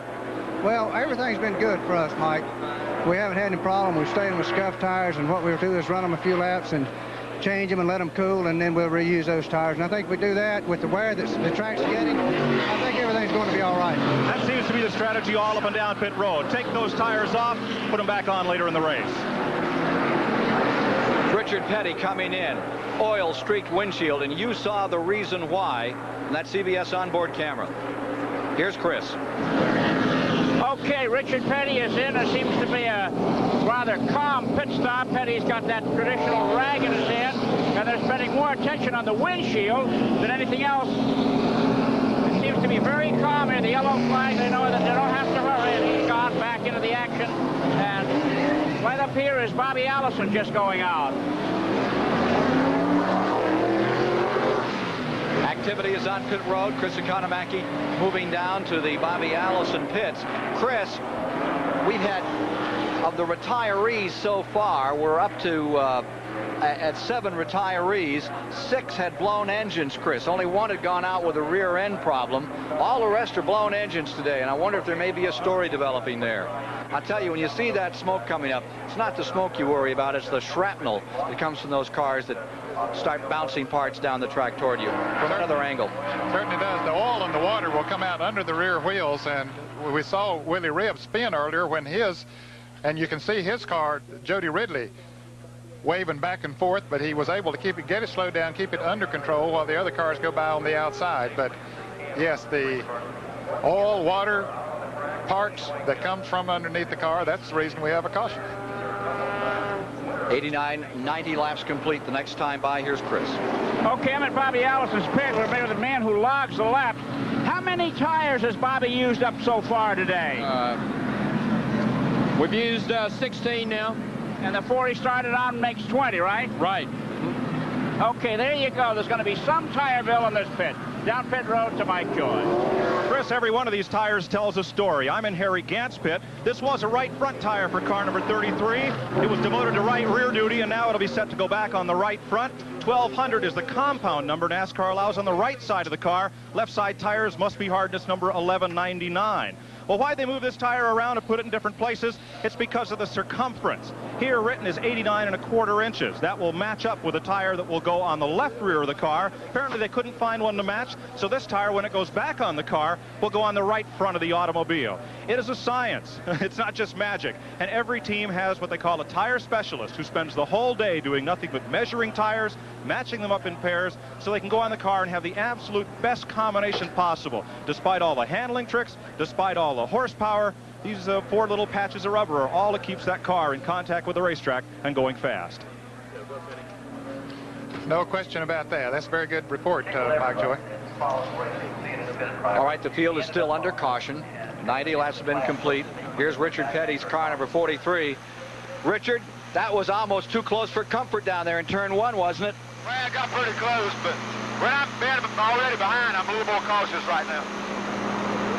Let's take a look at it again here. As you went down into the first turn, Jody Ridley Looked like he really covered the old windshield up for you. That he did. He covered it up. I just knew where the racetrack was. I couldn't see, and then I made another lap. Dale and them cleaned it all off. Ready to go now. How's the car running? Well, the car's running pretty good, but it's handling real good. But the main thing, we got a lap down because of they had a caution just as we was lap. We cut a tire down to begin with, and that got us fine. Thank you, sir. Richard Petty, a lap down in this event to Jeff Bodine, Neil Bonnet, Ricky Rudd, Darrell Waltrip running up in front. More from Michigan Live shortly. And I guess you probably know I've been to probably more races than anybody else and ran against Richard more than anybody else from the time he started. I remember the first race he won in Columbia, South Carolina, back years and years ago. So he's been a tough competitor ever since I've run against him, and I know he's been tough for everybody else. The field is under green. Another time here at Michigan. Out in front, Jeff Bodine, the number 5 car. Bonnet in second, Ricky Rudd third. Waltrip back to fourth after being almost a lap down. 5th, Terry Labonte. 6th, Joe Ruttman. 7th, Tommy Ellison. 8th, Tim Richmond. 8 cars have retired, 7 of them with blown engines. But here's the big factor, Ned. 27 cars as we come to the midway point. 93 laps complete this time by 27 cars in the lead lap. The type of competition we have today, Ken, is not surprising. Of course, we have had a number of caution flags, which has helped that situation, but we've seen 15, 20-car drafts running up front. Richard Petty from Richard Petty's car, watching Ricky Rudd working on the outside. Remember, he's up to 3rd spot. Petty being lapped and getting under Ricky Rudd. Let's take a look at the attrition right now as the battle unsorts itself for a moment. Benny Parsons out very early in the going. DK's car, Willie T. Ribbs. Ron Bouchard is away with the motor. Dave Marcus's number 71 has said goodbye. Jody Ridley, J.D. McDuffie. Let's talk to Mike Joy about those engines. Well, this is Randy Dorton. He's in second place in NASCAR's engine builder point standings. His engines are under the hoods of Jeff Bodine's and Tim Richmond's cars. What are causing all these engines to blow away today? I couldn't understand you, Mike. What's causing these engines to blow up today? Mike, we've come here to this racetrack and set track records and running 6 to 7 mile an hour faster than we did before. So we're just running these things in a lot harder conditions we came here prepared for, actually. How many RPM are your motors turning today? We're operating at 6,600 off the corner, going to accelerating to 79 to 8,000. That's a lot of beats per minute. Let's go to Chris. Well, I'm with Robert Yates, one of the most famous engine builders in NASCAR, who says that his engine is under the hood of Bodine's number 5. Robert, 7 engines have blown so far today. Why would today make so many engines blow? Well, I don't think anybody anticipated a race to be this fast a pace.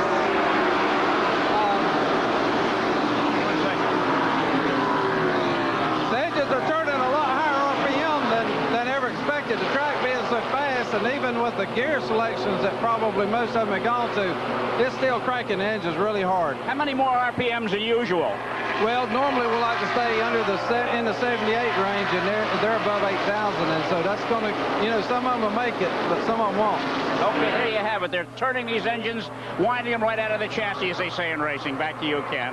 8,000 RPMs, 8,000 revolutions per minute. That's getting on a thin edge in these engines. It'll take its toll, no question about that, Ken. And another thing, when they get into the draft, as effective as we're seeing it here today, those RPMs go up another 200 or 300, and that adds more stress to it. In front for the moment, Bodine. Ricky Rudd has taken over in second place. Bodine is setting an incredible pace. That's how far back as you look from Jeff Bodine's car to the rest of the field. He has a 1 9/10 second advantage, first to second place. Now here's Earnhardt beginning to gear up for a charge. He comes to the inside, and it's Earnhardt down to the bottom of the racetrack trying to move through. He's got some moving to do after that pit stop. He was well down at the start. Remember, 27 cars in the lead lap. Earnhardt is sandwiched right in the middle of that hustle going down into the first turn. That's Tommy Ellis directly in front of him there, former national sportsman champion of NASCAR. Pride of Virginia. Oh, almost touching Tommy Ellis and Richard Petty. Earnhardt trying to get sorted out here. Traffic all over him and around him. Earnhardt had it decision to make. Should he follow Ellis through or Petty? He saw that Petty might be the fastest one, so he chose the 43 car. Out of Petty's car. There's Joe Ruttman right behind him. He's amongst them there, isn't he? He sure is in a cluster. Now there you see the interval. That's the leader, that yellow and white car going down into turn 1. And then the Armada. Well, let's give a call to Ricky Rudd, who has done a good job of coming back. He was one of those drivers that had to pit early, an unscheduled pit stop. He managed to stay in the lead lap. Bud Moore and the crew got him back out, kept him in the lead lap, and he's fought his way back up now to second place. And into third moves Terry Labate, dropping to fourth is Waltrip, up to fifth, and into fourth goes Dale Earnhardt. One thing about Earnhardt, he is determined every inch of the way. The motors are right on in wherever he needs to go, and that car handles so well. He's been the dominant car on the circuit this year, if there has been a dominant car. Hope she doesn't drop a stitch out there. Wow, look at that. These guys don't drop a stitch. Look at this. 4 wide, down into turn 1. Cale Yarborough right in the middle of it. 2 rows of 4 wide. The halfway mark will be coming up the next time around. I'll tell you, the fans have already got their money's worth, but we got that much more to go. Bet they have. 99 laps complete. Cross flags this time by. Live on CBS, the Michigan 400, Richard Petty's 1000s racing for halfway. It'll be Bodine in the second spot for the line. There's the halfway mark out for Bodine in first, Ricky Rudd in second, Terry Labate in third, Earnhardt in fourth, Waltrip in fifth, and Joe Ruttman making a good accounting now. Kevin Bernstein's team. He's had some good runs in that car this year, Ken. He's had some trouble with it. Here's Earnhardt still moving up and moving up now on Ricky Rudd, the second place car. Notice how he used the bottom of the racetrack. It's cooled off down there, and he's getting a bite, and he dives in. There's the leader, Jeff Bodine, looking for win number 3 of 1986. A fabulous victory at Daytona. An incredibly strong victory at Dover, Delaware. Torture Rack, the Monster Mile. There's that battle for second place as you see the interval from first to second in the rest of the field. While they're battling for that position, he's pulled away to a 4-second lead. So out in front remains Bodine. The battle is dead even for second more from Michigan shortly. You know, Richard and I have had our run-ins over the years, and, you know, we've even knocked each other's fenders off a few times. But that goes without saying. You know, we got out there and we competed as hard as we could when we were on the track. But I really respect and admire him on the track and off the track.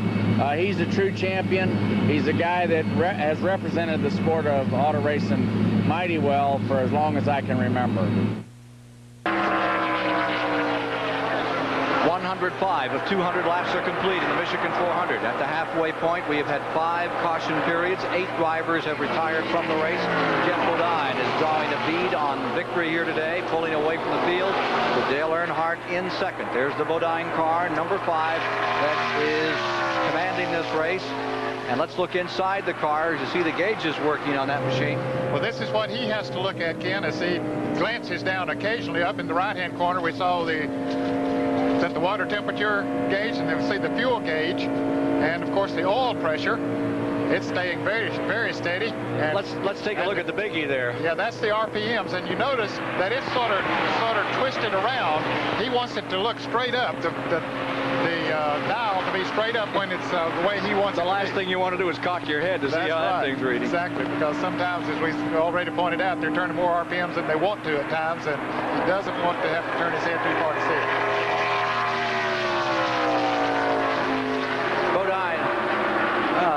The popcorn concessions aren't doing well here at all today. Too much racing. Everybody, too much racing out here on the racetrack. Nobody needs to eat. After 200 miles, let's run down the top 10. First, let's take a look at the interval. There in front of this wonderful crowd, you see the leader, Jeff Bodine, with a handsome lead over Ricky Rudd, running in second place. Fine run for Ricky Rudd. Terry Labate in third. Dale Earnhardt in fourth. And Darrell Waltrip still looking for his first win in the Michigan 400 in fifth. And the 6th spot is Joe Ruttman. Going 7th is Tim Richmond. In 8th is Neil Bonnet. Morgan Shepherd is in 9th. And Phil Parsons has come up into 10th spot. A little salute to Phil. And Phil's just had a technical problem. Evidently, he's out of the race, or a mechanical problem. That was the standings at 200 miles, 100 laps complete. Bodine is able to pull away, Ken. He's not, now that Earnhardt has gotten up into second place, we thought he might be able to pick up on him, but that's not the case. Bodine running his own race out there and just pulling away from him. He is leading by 6 seconds over this battle for second place that you see here on your screen. Earnhardt in number 3 in second. Terry Labonte right there in third. Tim Richmond in fourth and being challenged by Morgan Shepherd. Ricky Rudd has come back a few spots. He's in 6th. Baker is back to 7th. Buddy Baker was up to 4th, then went back to 24th on a restart, and he's right back in it. Baker has real intentions on this race. Yes, he does. Having a good run here today. He and Danny Shipp own their own team now. And Buddy is the manager of it and doing a good job. Gary Nelson looking on as his car flashes by with a 6-second plus advantage.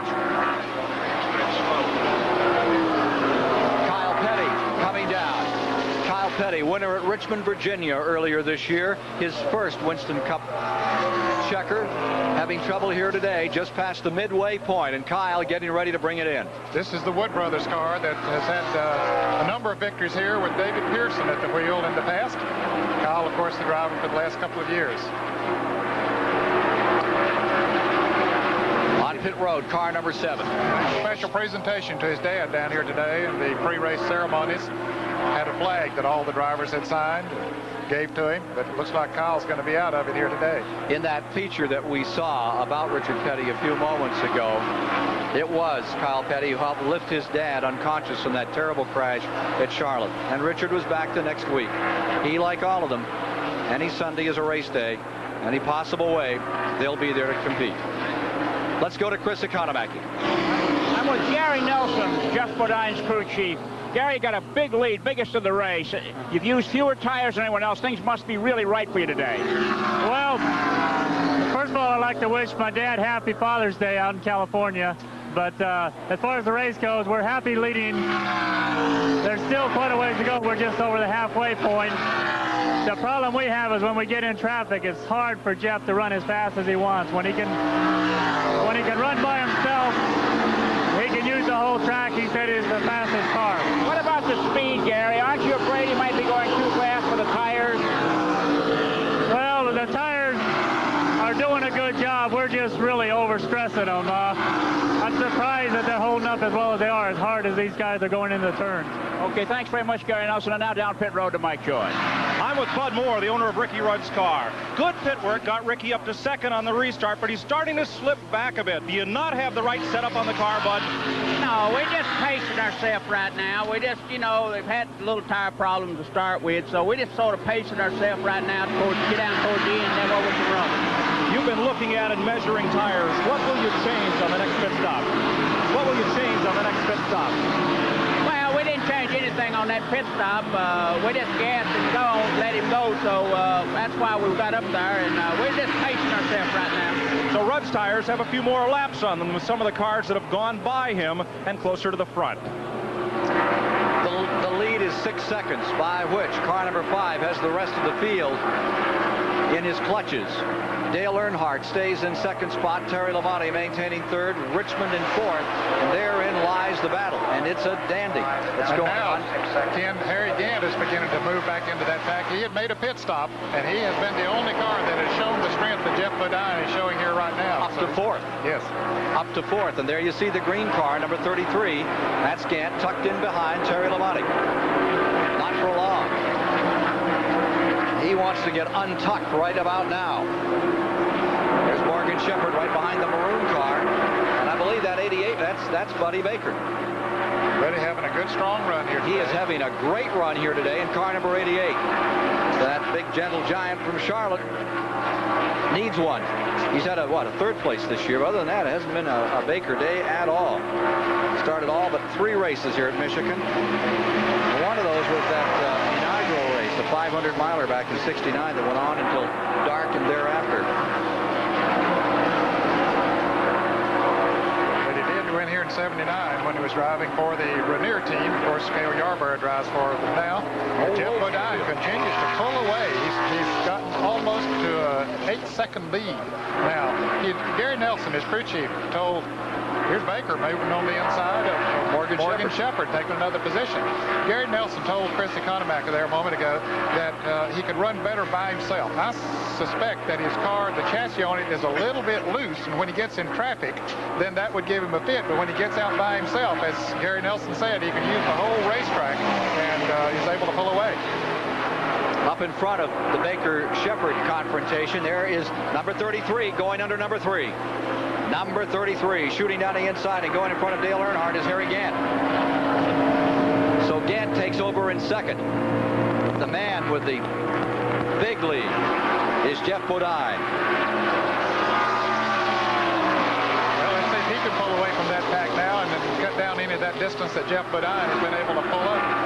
On those pit stops, Ned, when was 5 last around here for a pit stop? He pitted last on 67, according to the information we have here, which is about almost 50 laps ago. So he'll be due for a pit stop before too long. Well, he's building a nice fat lead. Let's see if he can hold on to it here. 8-second lead, 8+ between first and second place. And second place, dandy battle. But now Gant has drawn away. Plowed his way up through the field, and Harry Gant crashing savagely in Pocono, Pennsylvania. Just about the worst wreck he's ever had in his life. Watch him have 2 fellas help him get into that car this morning to come out here and race, and he's back to second place. And he's putting a little bit of distance between himself and Dale Earnhardt after he was able to get around him. We'll check the difference and see if he's gaining on Jeff Bodine. The factors here, incredible speed. The tires and the engines with a rev counter blown out of them. Up over 8,000 RPMs today. At issue, whether or not tires, engines, men can run the distance. For sure, the drivers can go it here on 400 miles. They love this racetrack. But the other questions yet to be answered. The streets of Motown will come alive with the sounds of Formula One thunder for the Detroit Grand Prix next Sunday on CBS Sports. This is CBS. Live from the Michigan International Speedway, 119 of 200 laps are complete. On this 2-mile track, Jeff Bodine dominates in car number 5. He's pulled out an 8-second lead. At issue when he's going to come into pit. We're trying to get an interval now on him to give you a perspective on his advantage over the second place driver, Harry Gant. Here comes Gant on the number 33, down into turn number 1. Clock ticking away. Green and white colors of the Burt Reynolds Hal Needham car. There he is in that second spot. And into second, Dale Earnhardt in third. Running in fourth, Tim Richmond, Buddy Baker in fifth, Morgan Shepherd 6th, Terry Labonte 7th. Ricky Rudd is 8th, Bobby Allison 9th, Darrell Waltrip in 10th, Joe Ruttman 11th, Bill Elliott 12th, Cale Yarborough 13th, Bobby Hill in 14th, all in the lead lap. Ken, let's update the situation on Bodine. He was last in the pits on lap 87, not 67, so he should be able to run another 10 to 15 laps before he would be due for a pit stop. Here he is putting a lap on Mike Waltrip, the leading rookie on the Winston Cup Tour, brother of Darrell Waltrip, the younger brother. Number 23. Bodine away, back straight away, and still getting away from the field. Just incredible power being shown out of car number 5. The car is certainly handling beautifully out there by himself, Ken, no question about it. Gary Nelson said that when he was in traffic that it didn't work quite as well, but he has no problems out there by himself. Well, Bodine pitting. Pits right now. Bodine coming in. Here's Chris. Okay, they're standing at the ready here for Jeff Bodine, the leader. Watch these men work. Some paper on the front windshield. It's going to be right side tires, fuel, no chassis adjustment. That tells you that the car is handling perfectly. The clock ticks away as they wait for the right side rubber to get bolted back on. The fuel is not in it yet, and the tire change is finished. Okay, and there we have a nice thing, 17 and 6/10 seconds, and Jeff Bodine is back on the track. Now down to Mike Joy. Well, I'm at the autopsy of the Kyle Petty engine here in the garage area with car owner Glenn Wood. And Glenn, there's nothing visibly wrong with this engine. A few drops of oil on the concrete. How do you theorize what might have happened to it? Well, most of the time in a case like this, it'd be a valve spring, which wouldn't usually go out the bottom. It doesn't seem to be anything in the bottom end, so we'll just have to assume it's a valve spring. Have you had much valve train problems this year? This will be the first. It's a mystery to them as well as us. 10th retiree, Kyle Petty, with at 17, give or take, second. Pit stop on Bodine. Gant is now your leader over Earnhardt in second, Richmond in third, Shepard fourth, Baker fifth, Labate sixth, Rudd up to seventh, Allison into eighth, Waltrip to ninth, Elliott to 10th, Ruttman to 11th, Cale Yarborough in 12th, Bobby Hillen moves to 13th, Bodine 14th. And Buddy Baker just made a pit stop a moment ago, Ken, for tires on the right side, and both of them, he and Bodine, would stay in the lead lap. They got their service quick enough to get back out and stay in the lead lap. There's Gant, number 33, scooting down into turn number 1 with about a 10-car length advantage over second place man Dale Earnhardt. Darrell Waltrip in car number 11. He is being shown in 10th position, and he's only won one race this year. He talked to us about winning fewer races than in the past.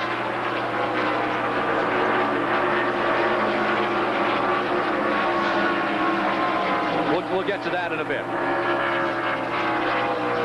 Car number 11, Darrell Waltrip in that 10th running position. Gant staying first, Earnhardt in second, Richmond third. See if Gant coming by in the lead, and he is now drawing away, Ned. Yes, he's after he got around Dale Earnhardt, he gradually started pulling away, not with the lead that Jeff Bodine had, but nevertheless, he's about to lose Earnhardt in the draft. The race stabilizing for the moment. NASCAR champion Darrell Waltrip would likely have a problem winning a popularity contest with fans. His manner can often be described as both outspoken and irreverent, but there is a different side to Darrell Waltrip. Bill Elliott says the guy leading the points is the guy that's really under the pressure, because the guy behind can go for broke. How would he know? But there's another story to be told. Just give it up. I know you want to let go. Give it all to Jesus. Let him free your troubled soul. Darrell's a regular member of a Bible study group that meets early Tuesday mornings in his garage. It's a time for humor, camaraderie, and more serious matters. This is going nationwide. Give him the address, Hal. One day I have a feeling we'll be watching TV and we'll see Darrell zooming around the track, and then they'll say, here's a day in the life of Darrell Waltrip, and then they'll show him the Bible study, and then the guy come on and say, believe it or not. What time is the minister getting here?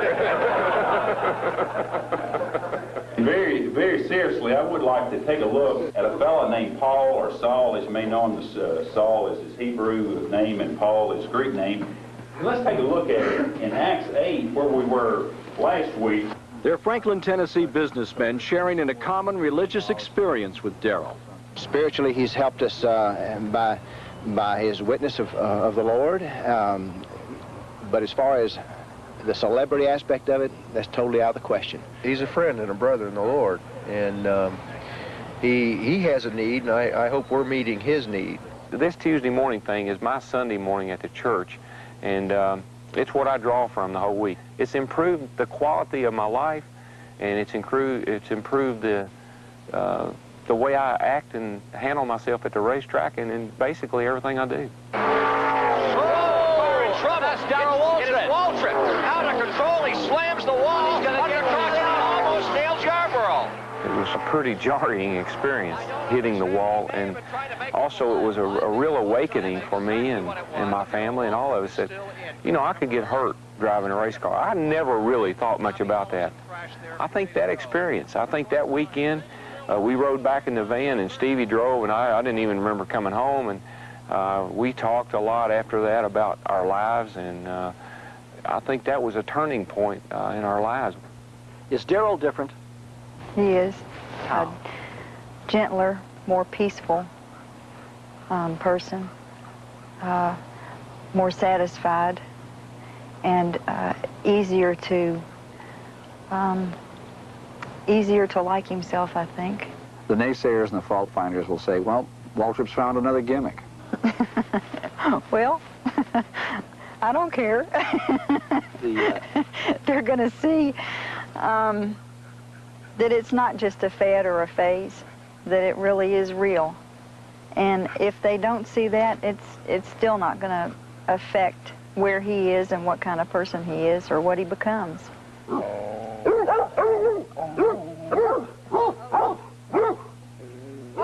What is this obsession with animals? I think they must fill a void for Daryl and I, because we've wanted children a long time and we don't have children. We collect all these animals and we love them and hug them and kiss them and discipline them, and of course they're not like children, but for the moment I guess they're the closest thing that we have. What else is there for Daryl Waltrip? Just to continue to grow as a Christian and as a race car driver, as a citizen, and I'd just like to continue to excel in all those areas and just to hopefully have an impact on the sport, a positive impact. Why don't you like a loser when you have a chance to win? All right. Darrell Waltrip currently, Cale Yarborough, we're coming up on green flag stops. The race has stayed stable over the past several laps, and with 132 laps complete, Cale is in among the leaders. There's Stevie Waltrip scoring for husband Darrell today. They had kind of a tragedy. They lost old Frank Cannon. They're one of their favorite dogs in that group here. Had to put it to sleep because of cancer 2 weeks ago. Very sad moment in their life. Richmond pits. Tim Richmond on pit road has been running in 5th, and we are up to green flag pit stops. Tim Richmond trying to move that car out, the T.G. Shepard car. They're going all the way around. 4 tires on the car number 25. They're going all the way around on Richmond's car. So they get him back on the track.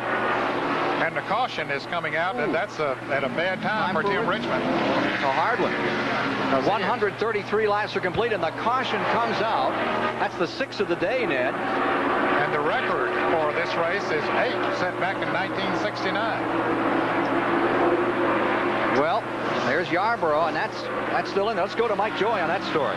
You're looking at Cale Yarborough's car. The right side is really crumpled. Cale has hit the wall, and he is about to climb out of the car. They're talking to him now. Waddell Wilson is unhooking the safety gear, and Cale appears to be a little groggy. They're working on the right front of the car as if they intend to get it back in the race. But here's the man from Timmonsville, South Carolina, and he has climbed out, talking to crew chief Waddell Wilson about what happened. Cale, what happened? Blow the tire. Cale is okay and just needs to catch his breath. The crew is still working on it. We have a replay. We can see what happened to Cale just moments ago here in car number 20 from inside Bodine's car. Let's watch what happened. Now the leaders are pitting. Allison is in. Baker is in. Earnhardt is now in. Under caution we are. And Cale, apparently the tire blew, and into the wall he went, then down to the inside of the track. Let's go to Chris Economac. Darrell Waltrip is in for a pit stop, and it looks like there's more than the allowed number of men over the pit wall here, but these rules have not been enforced too rigorously lately. He's going to get tires on both sides of his number 11 car. Junior Johnson rolls one over to the left front man. The fuel is in. And there he goes. Now, that was a very fast 4-tire stop for Darrell Waltrip. Back to you. Cale Yarborough's number 28 down for the day. And they're still talking. He really took a lick. The 6-time winner of this event. As tough a racer as ever in the history of the sport. It's a tough break because he has run a very hard race, coming from 28th position. Actually led the race at one point, but now out of it. He's telling Waddell Wilson that I'm okay. I just need to get my breath here for a moment. But I'm sure he gave him a pretty good jolt. A lot of good drivers taking a lot of hard licks this year. Think of last week. Think of Petty. Both at Charlotte in practice, as well as what we saw in the Daytona race. Can the car get back in the race?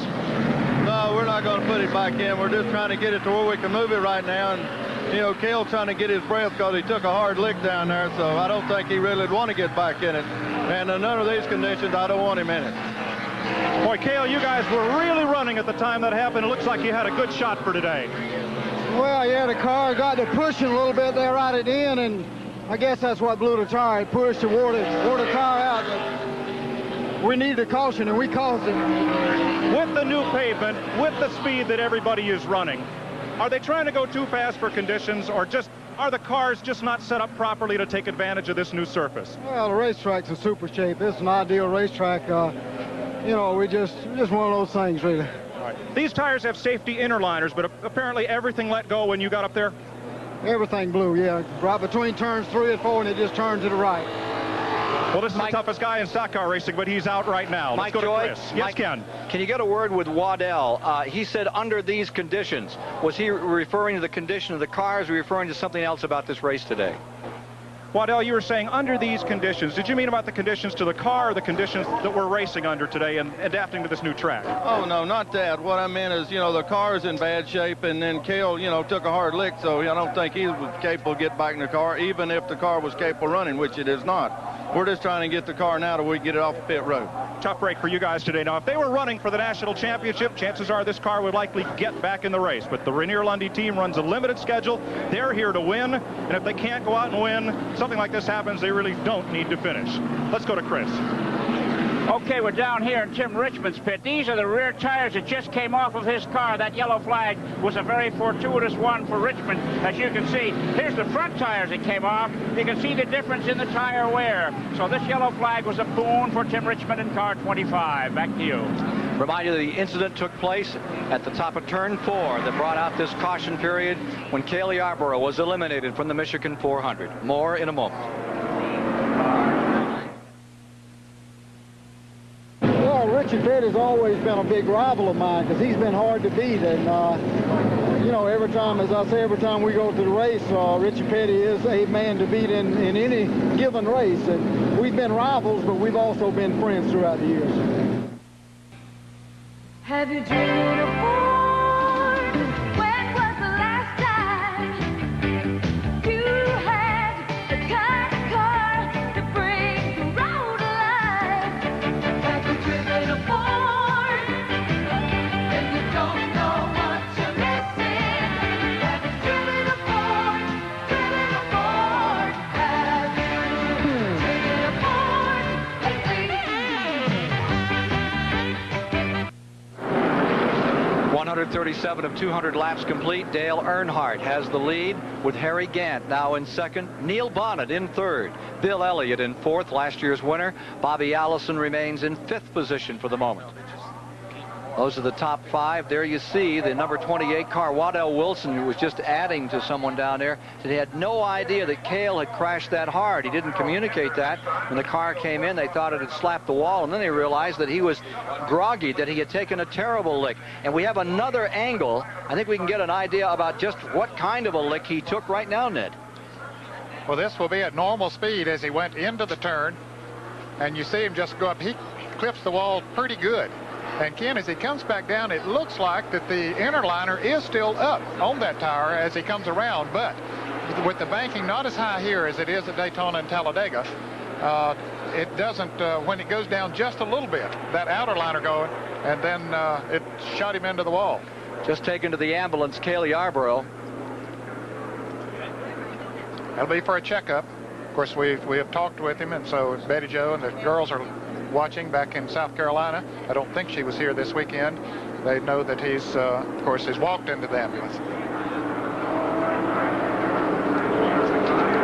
That is the 6th caution of the day as Cale Yarborough is eliminated, a tire blowing in the turn 4 area of this 2-mile track. It's the 12th retiree from the event. You're inside Jeff Bodine's car for a moment. Let me remind you again that next Sunday, CBS Sports will present, starting at 1 o'clock Eastern, the United States Grand Prix, the Detroit Grand Prix. Nigel Mansell, who was victorious this afternoon in Canada. Alain Prost was second. Nelson Piquet of Brazil was third, which means that in the World Formula One standings, Prost is first and just 2 points behind. There is now a tie for second place with Mansell and on center. Field ready to resume. Again, as we get ready to get the green again, it is waiting. That Tim Richmond is 1 lap down now. He was caught in the pits when the caution came out with the 4-tire change. Neil Bonnet also had just pitted, so he went a lap down. Getting nailed by Tommy Ellis was Earnhardt on the start. Tommy Ellis clipping, as you saw, the rear end of number 3, and Earnhardt just picks it up and keeps on moving. I want to see that again. I'm sure you do too, Ned. That was an incredible moment. They were just coming to speed, and he had him turn sideways.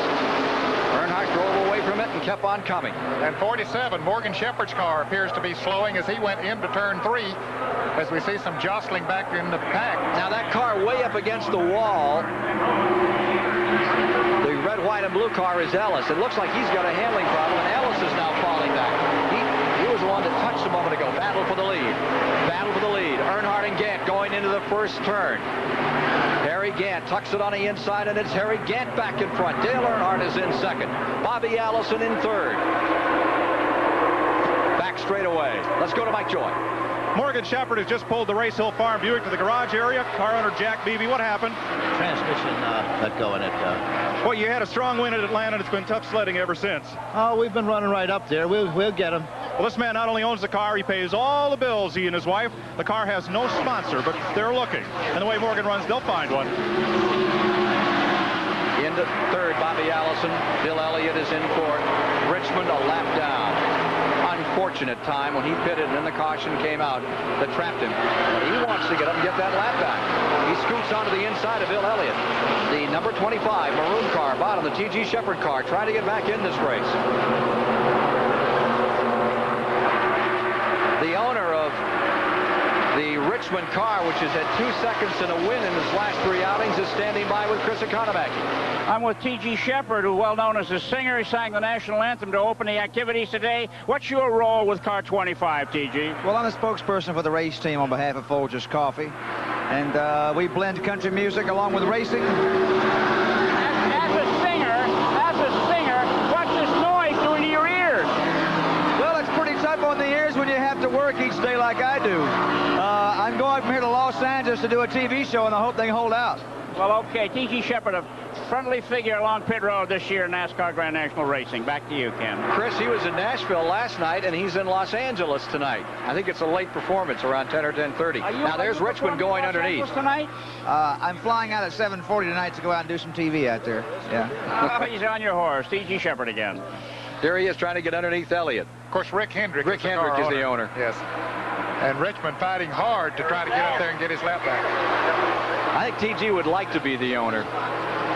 He came in, he talked to Needham 2 or 3 years ago, really wanted to get into this thing and tried in every way he could to find a way to get involved.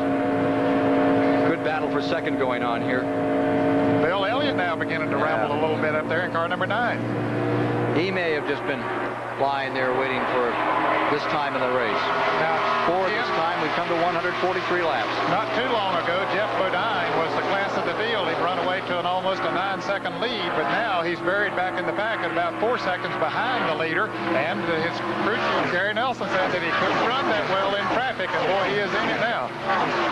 Again, springs out, has himself about a half to 3/4 of a second advantage over the second place red car, number 9, the Ford Thunderbird of Bill Elliott.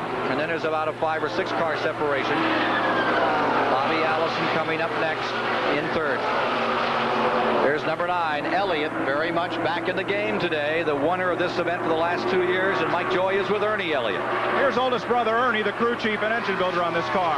You guys are a factor, maybe for the first time today. Have you been hanging back and just kind of riding along, or has he been pushing that car as hard as he can? No, we've been running pretty hard. I think everybody else is having a little problems now, and I hope we're getting ours sorted out.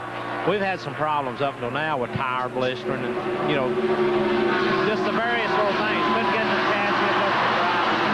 So now, maybe things will be okay. If you have to go harder, do you have any left? If you have to go harder, do you have any left? We're running as hard as we can go. And so is most everybody else at this point. Ken? You know, unlike a few years ago, Ken, when you could sort of loaf around and win races, it's not that way anymore. Somebody is going to run hard, and when somebody does, everybody else has to. There can be no tortoise and the hare here. No, you just go out there and run her flat out and hope it lasts. Here's Elliott trying to close it back up another time on Harry Gant for the lead. Allison line third, Earnhardt fourth, Baker fifth, Waltrip sixth, Ruttman seventh, Ricky Rudd eighth, Rick Wilson into ninth, Terry Labonte into 10th. Rick Wilson, with new sponsorship on that McClure car, has become a real factor, I would think, before the year is out. He's a terrific driver. Yes, he is. And the Morgan McClure team out of Abington, Virginia, have paid their dues in this sport, and it's good to see them get a national sponsor on the car, and I think they'll do well for it. Elliott seems to be cutting into Gant's lead. Yes, he is. The car working very nicely, Ken, in the center of the racetrack. He is definitely gaining on Harry Gant. And there's Allison being challenged by Dale Earnhardt in fourth. Directly behind Earnhardt comes Buddy Baker, who is mounting a great effort today. Baker has run as good as we've seen him this year on the super speedways. Of course, he's only running the super speedways this year, limited schedule. On the high side goes Bobby Allison, and down to the inside, number 3, the yellow and blue colors of that Chevrolet for Richard Childress Racing Stables, and they are pulling up a spot. Meanwhile, up in front, Elliott is definitely closing on the leader. A lot of fans will be happy to see that, because Bill Elliott has had a tough year. As you said at the top of the show, his best effort has been 3 fifth-place finishes so far on the regular schedule. He's there. Bill Elliott ready to go for the lead. Meanwhile, it's 3 wide for the third position coming to the line behind the leaders. Crowd up on their feet watching this battle for the lead, and directly behind them now they've come back to 2 abreast. Bobby Allison there, Earnhardt there, Baker on the inside, and they're 3 wide again. Earnhardt in the middle, he gets squeezed in, had to get out of it. Just ease up on the throttle a little there. He said, I don't know this, leading the point standings. Baker to the inside, Allison on the outside, directly in front of Earnhardt. That's 3rd, 4th, and 5th. Now, Baker is absolutely having himself a good time. It's been a while since he's been able to get up there and really mix with them, and I'll guarantee you he's one of the happiest drivers out there, other than maybe Bill Elliott. 148 laps completed. Look at the scramble up in front. Bill Elliott on the inside, demanded. Harry Gant outside, into turn 1. The Ford Thunderbird noses out in front. And the fans come to their feet here in Michigan. The pool hall in Dawsonville, Georgia, just gave him a standing ovation.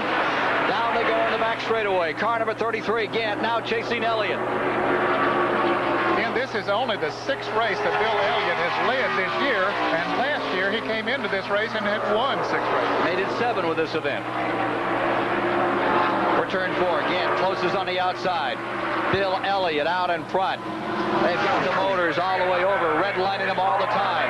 And the fans excited about this. Elliott is so popular throughout America.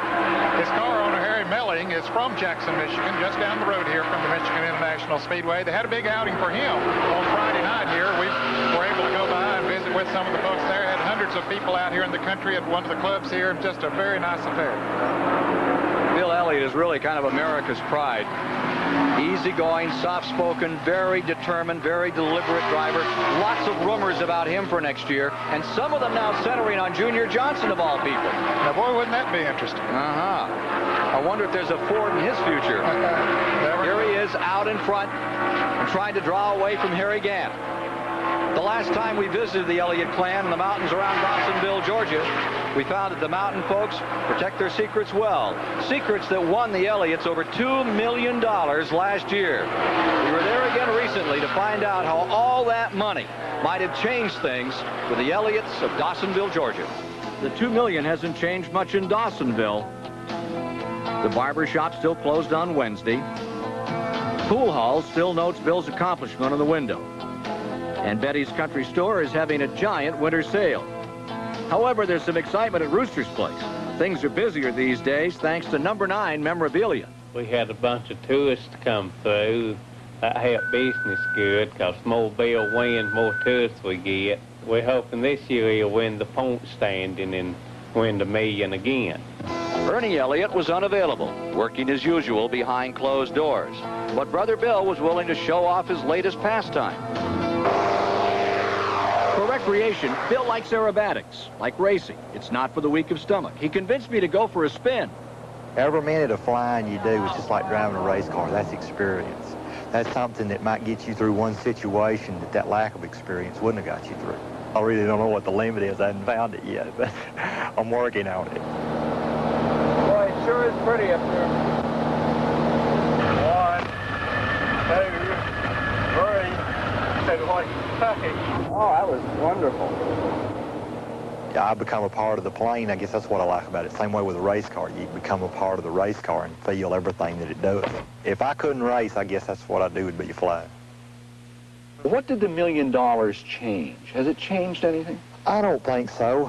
You know, as far as the money goes, the money ain't really what makes me get up every morning. You know, it's a part of it to keep a living, to make a living, but as far as to make you do the things you need to do, you know, I like the challenge of just driving a race car and working on a race car.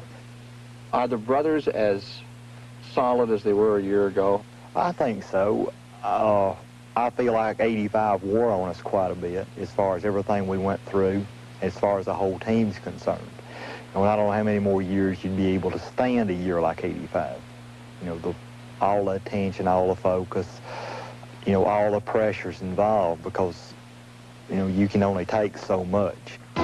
Things are slowly changing. Bill and Martha still live in the basement of Mama Reese's place. She felt a little peaked and didn't want to chat. Bill and Martha are moving up the road to Amicalola Falls. And by the way, Ernie's broken ground for a new engine shop. It'll be larger, more modern.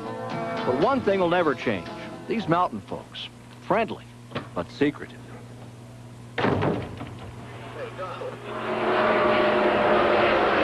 Well, things haven't changed much up in front. Bill Elliott is still first. Harry Gant is in second, but there's a new third-place man. Buddy Baker is on the move, and Baker is now taken over in third. More in a moment. 1,000 starts is an unbelievable number. Richard Petty has been in every event that he could be in since he started in 1958. Unbelievable number. We're back with you live at the Michigan International Speedway, where Bill Elliott and the Ford Thunderbird have taken over. It's Harry Gant running in second, Bobby Allison third, Dale Earnhardt maintaining fourth. Buddy Baker is in fifth, and Dale Earnhardt has just pulled on pit road. Earnhardt, who had been holding on to the fourth position, is now pitting. Jeff Bodine has taken over in that slot. We're watching these pictures live from Michigan International Speedway on this Father's Day, inside of Earnhardt's car. He's wanting to go. They get his service, right side tires. He is away 12.5 seconds. That's one of the fastest pit crews in the world, Ken. They've proven that. They've won the World Championship of Pit Crew competition for the last 2 years. Hear that engine sing as Earnhardt gets back into it. Does not go a lap down. Meanwhile, up in front, leaders are number 9, Bill Elliott, the red and white Ford, and the number 33 Chevrolet, Harry Gant. The car maintaining third position. Harry Gant in second. Buddy Baker is in third and is doing just a terrific job. We'll get back on that story. There is the Baker car. Get to Mike Joy in just a moment. There is Baker running in third. And behind him, he's got a fairly good interval between himself and the fourth place car at this juncture, Jeff Bodine. Of course, the car number 25 is directly behind him, Tim Richmond, but he's a lap down. Lap down indeed. There's Jeff Bodine trying to close in. Remember, he had everybody covered just before the midway mark. Now he's running solo by himself, and he may be able to clamber up and take a shot here at Baker before too much longer. More of the front runners coming into the pits, Ken. Allison pitting, and also Terry Labonte is on pit road. Let's check on the leader with Mike Joy. Well, it's not at the leader anymore, Ken. It's the second place car, that of Harry Gant.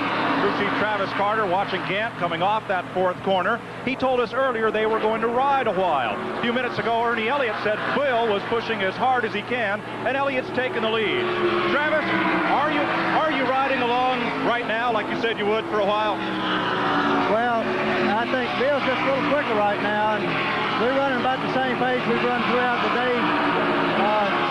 Unless he falters or has the car goes away a little bit, I'm afraid we won't be able to outrun him. You'll have to make one more pit stop. What will you change on the car when you do? Well, everything depends on how the tires work. I noticed the 3 came in and changed, evidently had a problem, and if our tires don't give us any problems, we'll just dump some gas in it and go. Let's go down pit road to Chris. Okay, I'm here with Howard Upstater, Buddy Baker's crew chief. I see Buddy just lost a position to Tim Richmond out there. Is the car okay? Yeah, the car's running good, but the tire problem with blistering, we're going to have to pit here in a little bit, like all the other teams are having to pit too, but it'll be all right. It's running good. Will he be able to go any faster for the remaining distance once he gets fresh rubber? Well, that's the object of the game. That's what we're hoping for.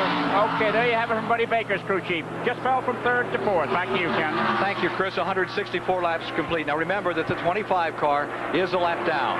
At number 25 of Richmond, there's the leader, number 9, Elliott, and there's 33 Gant right there. And directly in front of the leader is Terry Labonte, who just came out of the pits. In fact, Elliott pulled alongside him again when Terry first came out. But Terry was able to move back ahead as a result of having new tires. The new tires will run a little bit faster. And it takes just a moment or two to finally get hinged into that asphalt. Yes, and of course, Terry would like to stay in front of him. In case a caution comes out, well, he would remain on the lead lap.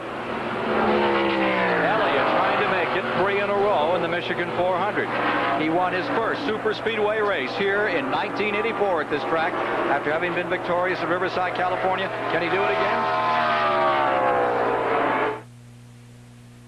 He was a heck of a competitor, but when he climbed out of the race car after 500 miles, he had time to talk to the fans, sign autographs, pose for pictures, whatever. Of all the people that I've seen come down the road in 27 years I've been covering the sport, he's probably had more impact on stock car racing than anybody that I know. Bill Elliott is leading, going for 3 in a row here in the Michigan 400. With his Ford, Harry Gant is in 2nd.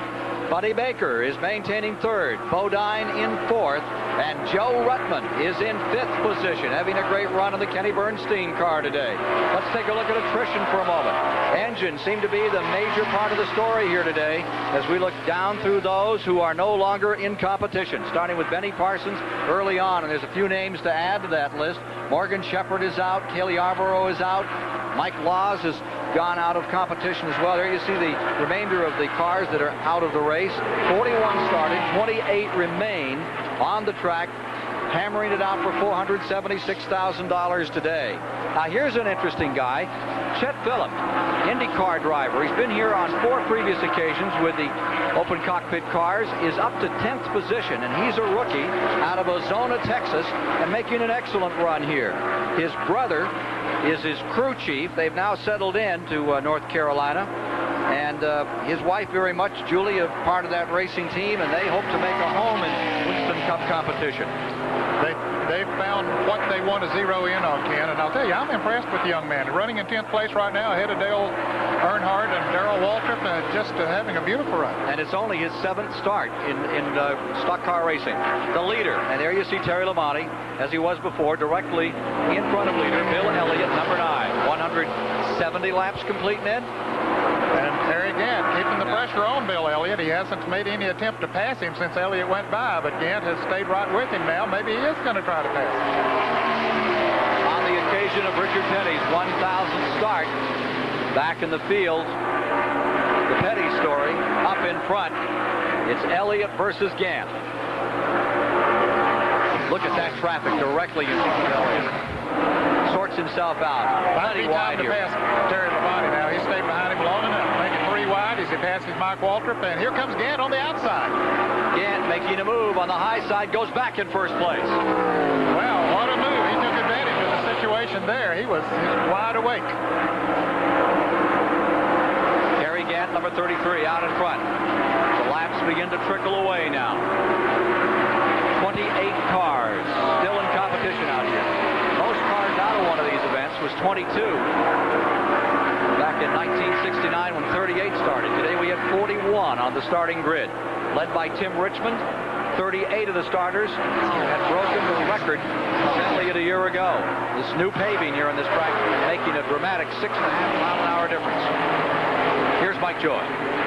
I'm in the Bill Elliott pit, and they're not moving too fast just yet. He is scheduled in about lap 176, as each of the leaders will need another pit stop. They're keeping a close eye on Harry Gant's Bandit team because they're right next door. But the advantage belongs up at this end of pit road, because consistently throughout this season, the Chevrolets have gotten better gas mileage than the Ford. If this race stays green, Elliott will have to pit 3, perhaps 5 laps before Gant comes in, even though they both made their last pit stop at lap 134. spot, Baker. 4th spot, Bodine. 5th spot, Rutman. 6th, Ricky Rudd. 7th, Waltrip. 8th, Hillen. 9th, Wilson. 10th, Chet Phillip. Back in 11th, Dale Earnhardt. And 12th, Terry Labonte. So that would be the 12 cars on the lead lap, because Labonte is just, well, let's see, they just put him a lap down a moment ago in that pass made by Gant. When they came through that heavy traffic. That means there are 11 cars on the lead lap at this point. Kenny Schrader about to be overwhelmed by those 2 leaders. Kenny has had some problems with his car here. He was the Rookie of the Year in 1985. But he moves up a little there, too, Ned. Yes, he does. I don't think the car is handling exactly the way that he would like for it to, but he's a very observant driver and keeps everything in perspective. Caution is on Speedway, so they'll get to make that last pit stop under caution. And then we have 11 cars in the lead lap to shoot it out for the finish. Oh. We have ourselves a race, Mr. Garrett. Yes, we do. No question about it. No surprise either. It'll be like a 25-lap sprint from here. They have 174 complete. They need to top the tank, change the tires. Most opportune time. Be like a Saturday night shootout on one of the short tracks. Oh, boy. Like Rougemont last night. Caution is out. As to the reason, we're... Apparently there's debris on the track or something. Wonder some of those tires are chunking, something they've spotted out there. Could very well be. Let's see the leaders. Here they are, all ducking on pit road. As the leaders come in, we'll go to Mike Joy.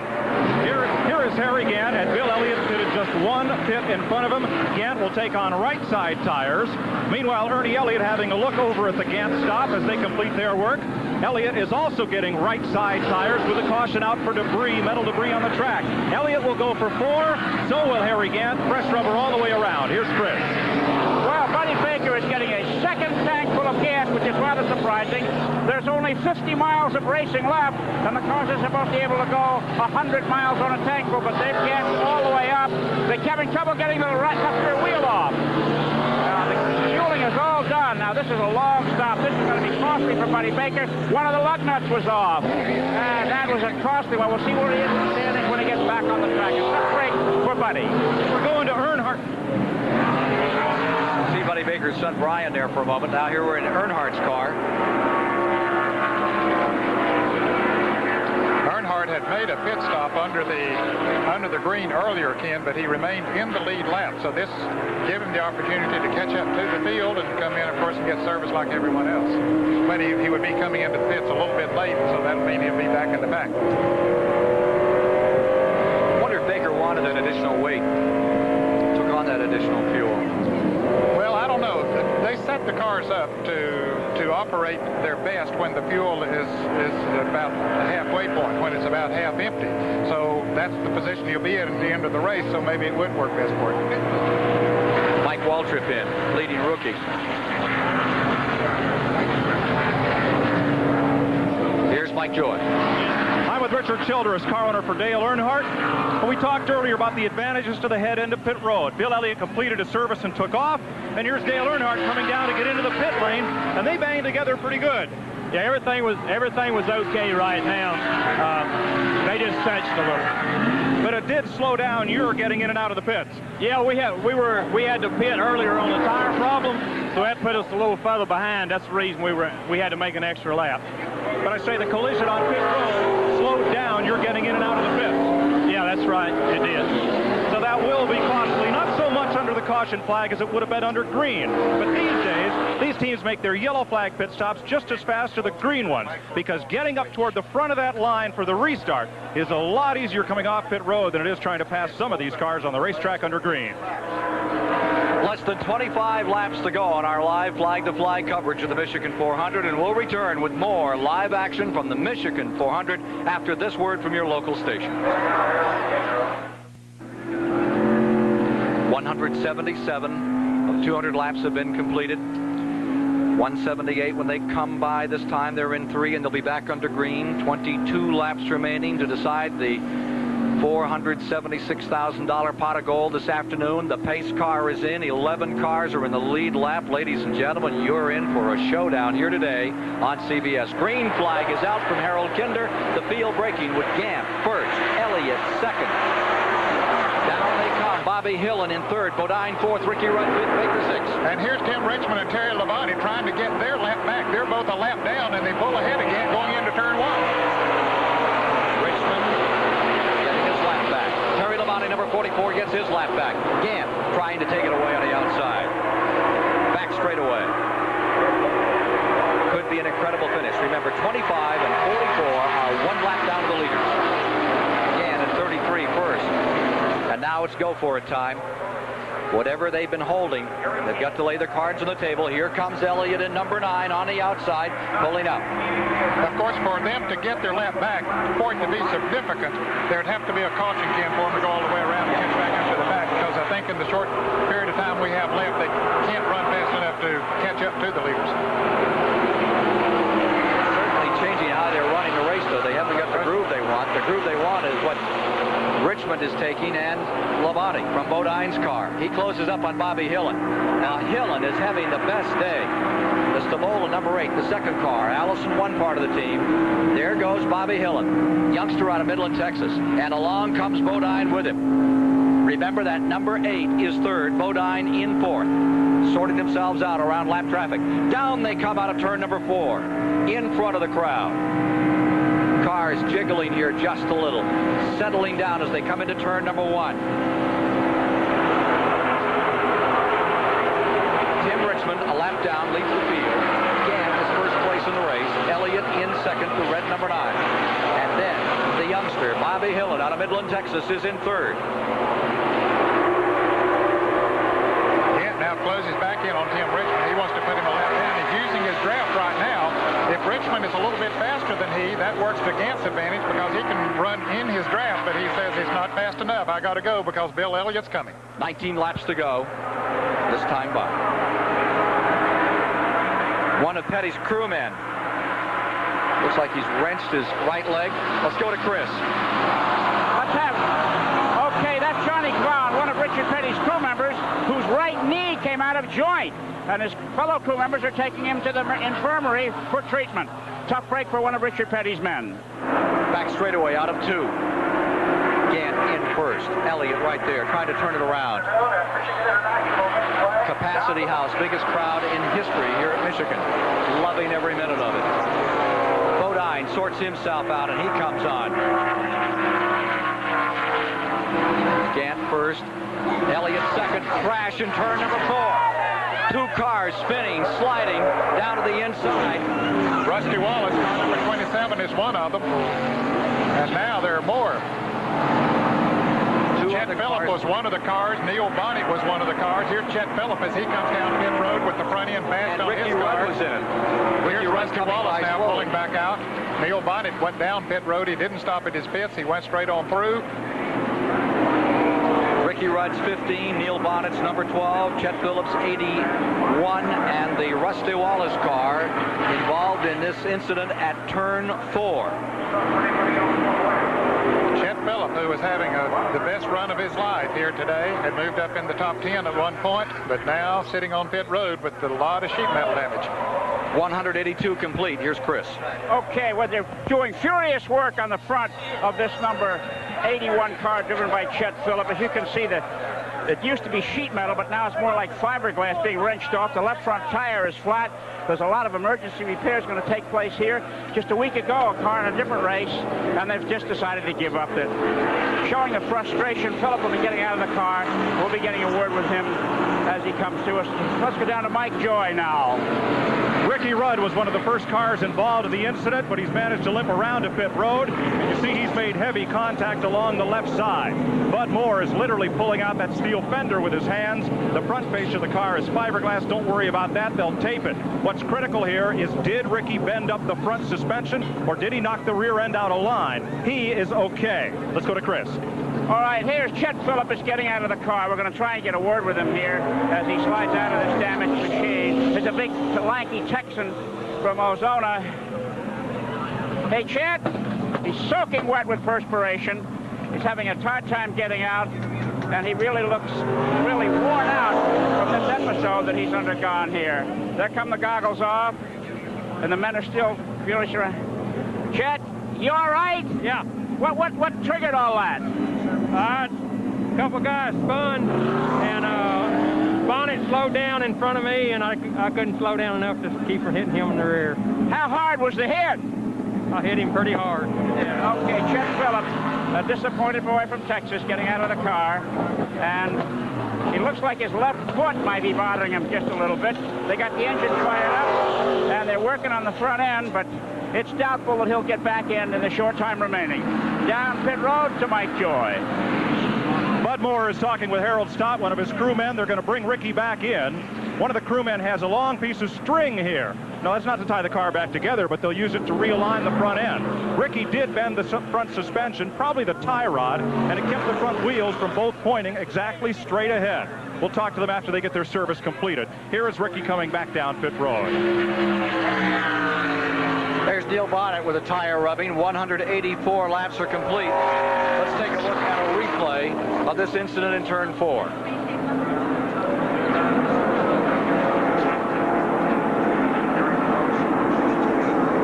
There's Ricky Rudd's car running. Neil Bonnet spinning to avoid. Chet Phillip has collected Bonnet on the outside. Well, actually, Chet Phillip hit Bonnet from behind as Bonnet slowed down to try to avoid the other cars.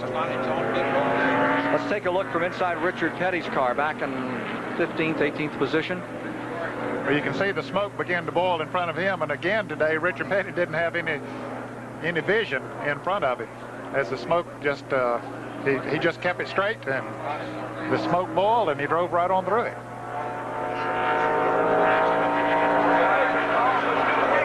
A lot of folks out here today rooting for Richard Petty to have a great one. Here's number 12. Bonnet on pit road. He did get a good lick from the rear, Ken. Yeah. The right rear frame is bound to be bent on that car. There's Tim Brewer, Doug Richard, the rest of the crew looking it over to see if they can repair the damage that's done, or enough to get him back in the race. Car number 4, Wilson, is on pit road. They continue to work on Neil Bonnet's car. He's had nothing but misfortune after misfortune this year. He's had a bad year, no question about it. He's run good in a lot of races, including the Daytona 500. We last saw him on CBS, but he just had so many problems. The sense is that in another year, well, might see Bonnet and Waltrip moving on from that Junior Johnson team. There's Richard Petty. I think we can get a word. Dale Inman says we can talk to Richard Petty. Richard? Yeah.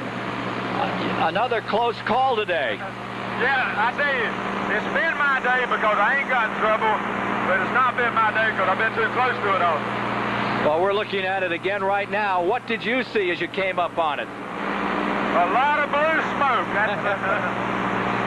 Tire smoke, not engine smoke, right? Well, yeah, the 15 got high and came down, hit 27, and when they spun, tire smoke went everywhere, and I just went straight because I figured it'd go back to the infield.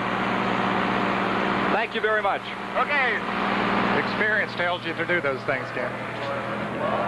More from Michigan in a moment.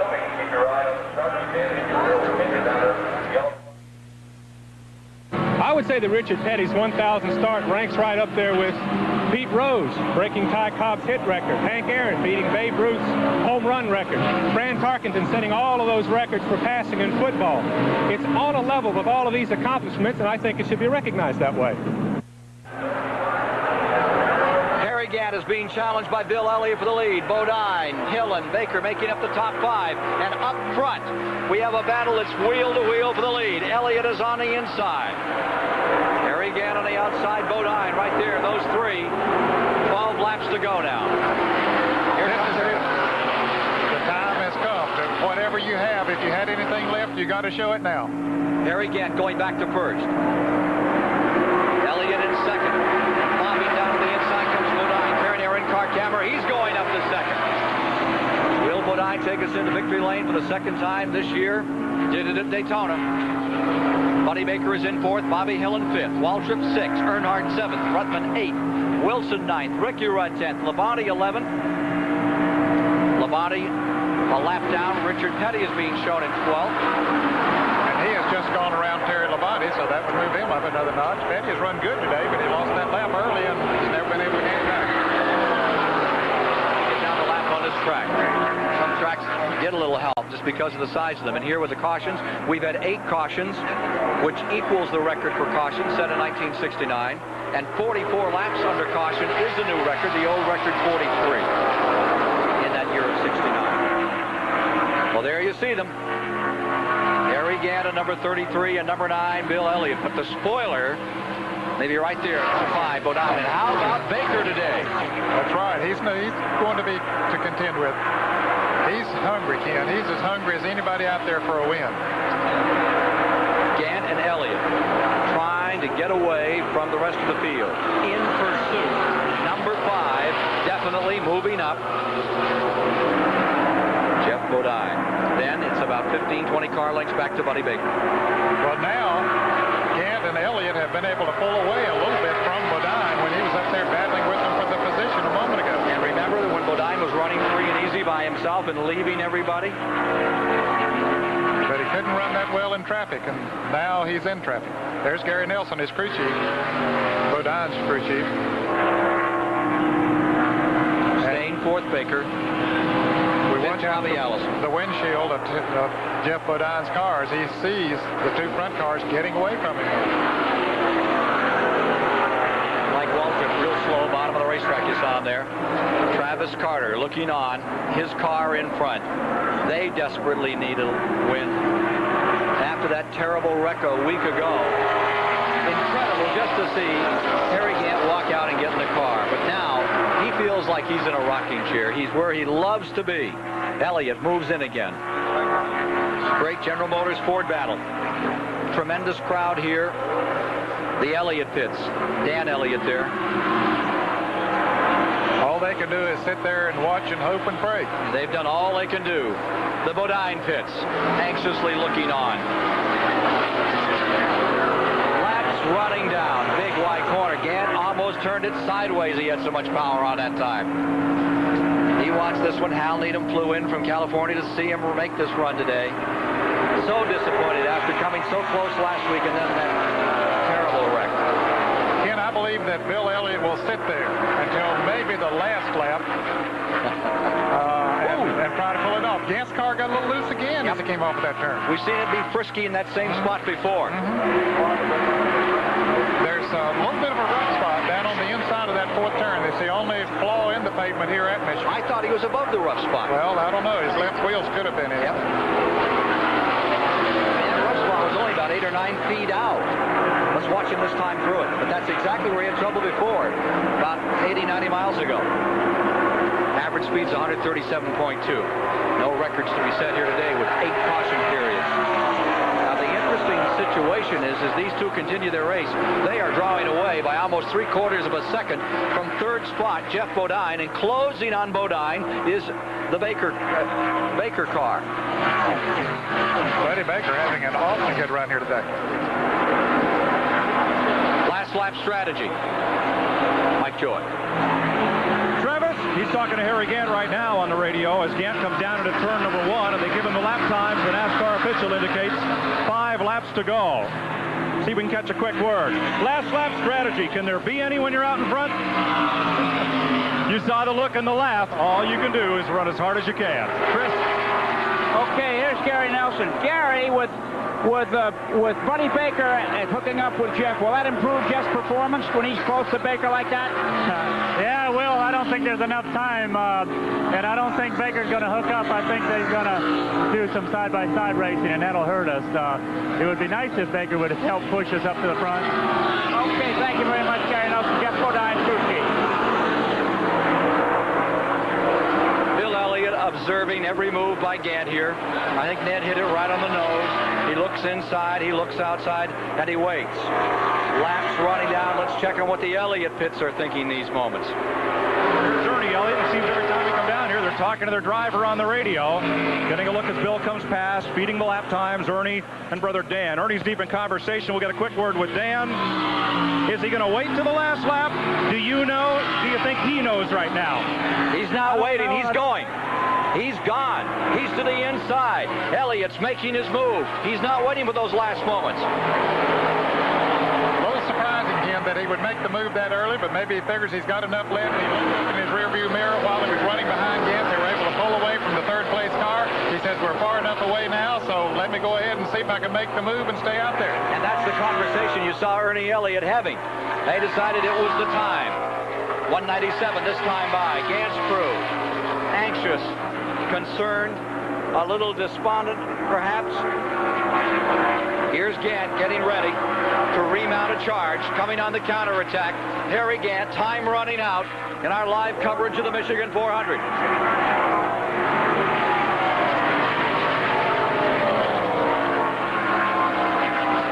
Well, now, you know, maybe reckon Harry let him go by, and he's going to make the slingshot on the last lap.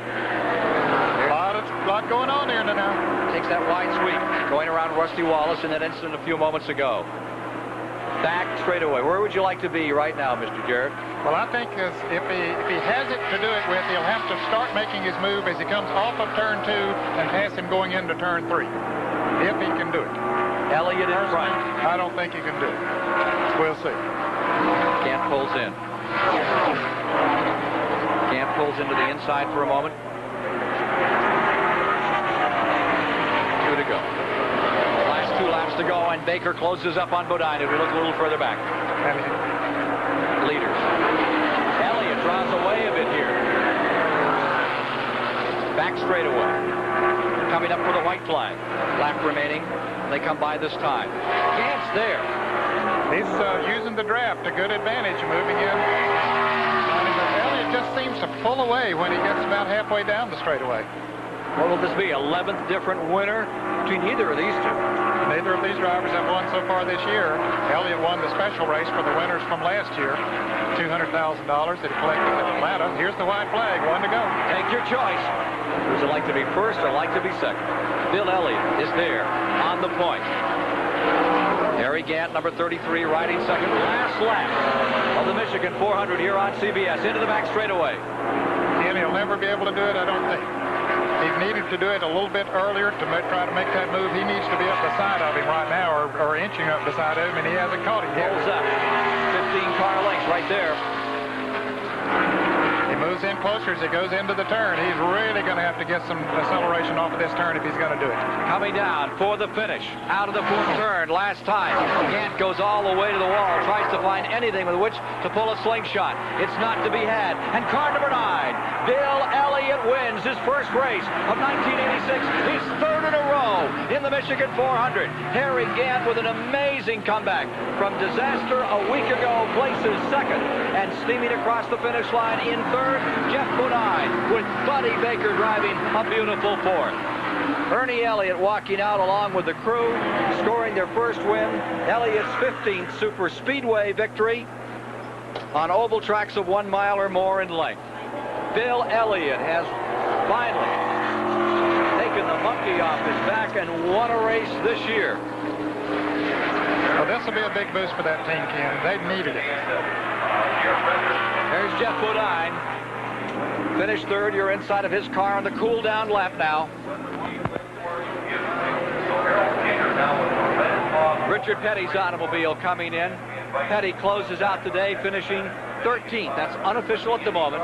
Richard Petty for 13th position, getting a lap down early. Bill Elliott to go to victory lane. We'll be meeting him there in just a moment. The remainder of the field pulling back into the garage area. Getting set to head on to Daytona Beach, Florida for the Firecracker 400. Well, this is the form that we saw him last year when he won 11 Super Speedway events.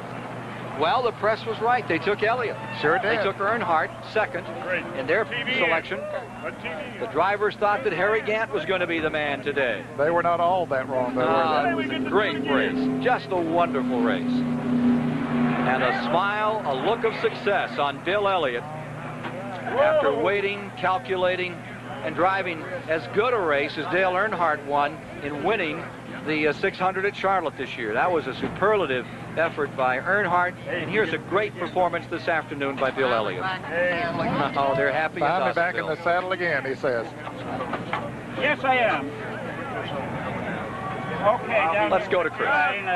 Bill Elliott wiping the grime and collected grease from his face as he unstraps himself and starts to climb out of this red number 9 Thunderbird. There he with a big happy wave. And that's a smile we haven't seen all year long, Bill. Congratulations.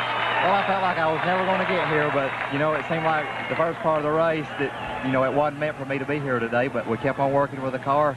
You know, and the crew got good there at the end of the race, and we put it together. I was going to ask you, were you waiting, or were you going as hard as you could all day? Well, I was really concerned about tires at the first of the race because everybody was blistering some, and I blistered some, and then finally we got the car worked out to where it stayed consistent with what it had, and I was tickled to death with it. Well, you're back home again, so to speak, Victory Lane and your car owner's hometown. It must be a great feeling. No doubt about it. It's really great. Okay, how are you going to celebrate, Bill? You're a quiet kind of guy. Tell us a little bit about that. Well, I think I want to go out and really party tonight. There you go. Why not? Bill Elliott, who hasn't won a regular season race all year long, is going to party tonight in a big way. Now let's go down the track to Mike Joy. How many times over all these years have we heard that phrase, well, here's second place Harry? I thought you had him stumped today, and I think maybe you did too. Well, I did till Bill come up there at the last, and I seen he was real strong. My car was really kind of weak. It didn't handle real good. I mean, perfect. But to stay with him, I had to stay right in the draft and try to make up some time in the corners, because if he'd ever got another 100 feet earlier, before the last caution, you know, I couldn't keep up with him. He was strong, and when he was behind me running out there, my last tire was just a little bit loose. There's a possibility, maybe if I could keep him behind, you know, I might have beat him, but I was a little loose in the corner, and he passed me with ease. But now, can he move your car around a bit when he's trailing you in the draft if he sees you're a little loose and that back end's wanting to kick out? Well, not that much here. You do normally, but here it didn't really seem like I was just a little loose anyway. And it took more laps I ran, the better it got. Now, the last 2 laps, the car began to go through 3 much better. But, yeah, he run awful strong, you know. It's really been hard to beat him. You were very slow climbing into the car this morning after that wreck 7 days ago. You climbed out of it with a little more energy after racing 400 miles. I guess the adrenaline builds up, and you get to feel a little better when you can race that hard and have a shot to win. Yeah, I felt real good. I didn't have any pain, you know, from my ribs or anything. That was good. I was worried about if I could take a deep breath without it hurting too bad, and it worked okay. Might have been a little tireder, but the pain wasn't there, and that's what really mattered. Well, you finished second in this race in 1981, but it only paid about $12,000 then. Yeah, I don't know why it paid today. We sure needing to win real bad.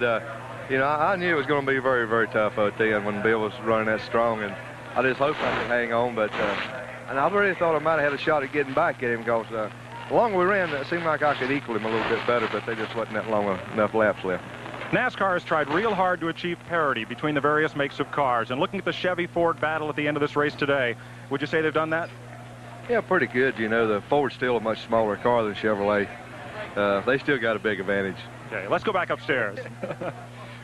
We'll have more of the story here of this Michigan 400 and this outstanding victory for Bill Elliott in a moment. Here at Michigan, right now we're ready to meet the man who had his 1,000th race today. Let's meet Richard Petty. Well, Richard, a winner in 1 out of 5 starts, and today just wasn't one of those 5 for you. No, we had a little problem to begin with. Had a little trouble with the tire there, and then I ran a few laps and finally figured out that's what it was. Came in, changed tires, went back out, and then the 33 came up and lapped me, and just as they lapped me, they threw the caution flag instead of throwing them the lap earlier. One of them deals where you feel like that they said, hey, we got him a lap down now, we'll throw a caution, and that's the way it looked to me. You know? Well, in 1,000 starts, you get some good breaks along with some of these bad ones. Well, yeah, you're right. I got some good breaks out there today, though. I was close to that couple of one blown engines and one wreck and stuff like that, and I was, you know, you got to thank you lucky stars that you got through something like that. Even though you had bad luck on one hand, you had to have good luck on the other hand to be able to be here and talk to you.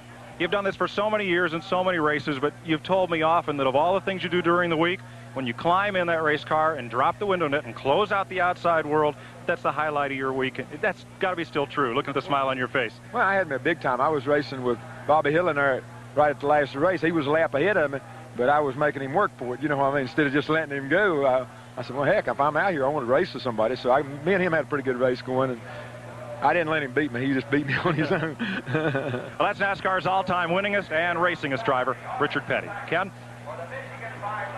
Of the people who participate in the sport that make it so special to me. Men like Bill Elliott in Victory Lane today, and Harry Gant, who challenged him so brilliantly at the end, and men like Richard Petty.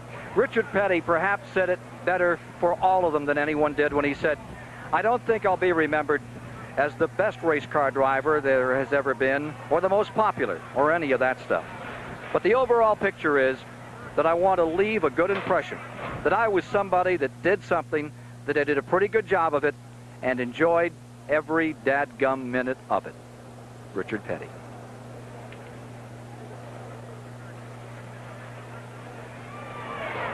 We'll be back with more of the results and the story of the Michigan 400 in a moment. It was Father's Day, 1986, when the sun finally came out for Bill Elliott on this season. Victorious over Harry Gant in second place, Jeff Bodine third, Buddy Baker fourth, Darrell Waltrip coming home in fifth, still looking to win this event for the first time. Sixth was Earnhardt, seventh was Bobby Hillen, eighth Rick Wilson, ninth Joe Ruttman, and 10th was Ricky Rudd. Taking a look at 11 through 15, Bobby Allison, followed by Terry Labonte, then Richard Petty, Jimmy Ellis, and Alan Kulwicki had a good run today. And rounding out the top 20, Pancho Carter, Rusty Wallace, Mike Waltrip, Jim Richmond, Neil Bonnet. A new record for laps under caution, some 44 today. And of course we had 8 caution periods, which kept the speed down to 139 miles per hour. Give it to Bill Elliott today, but he didn't have it given to him. He took it the hard way, riding hard with Harry Gant right to the finish. And so for Chris Economaki, Mike Joy, and Ed Jarrett, I'm Ken Squire saying so long from the Michigan International Speedway. This CBS Sports Special, the Michigan 400, has been sponsored by Budweiser. Beechwood aged for that clean, crisp taste. This Bud's for you.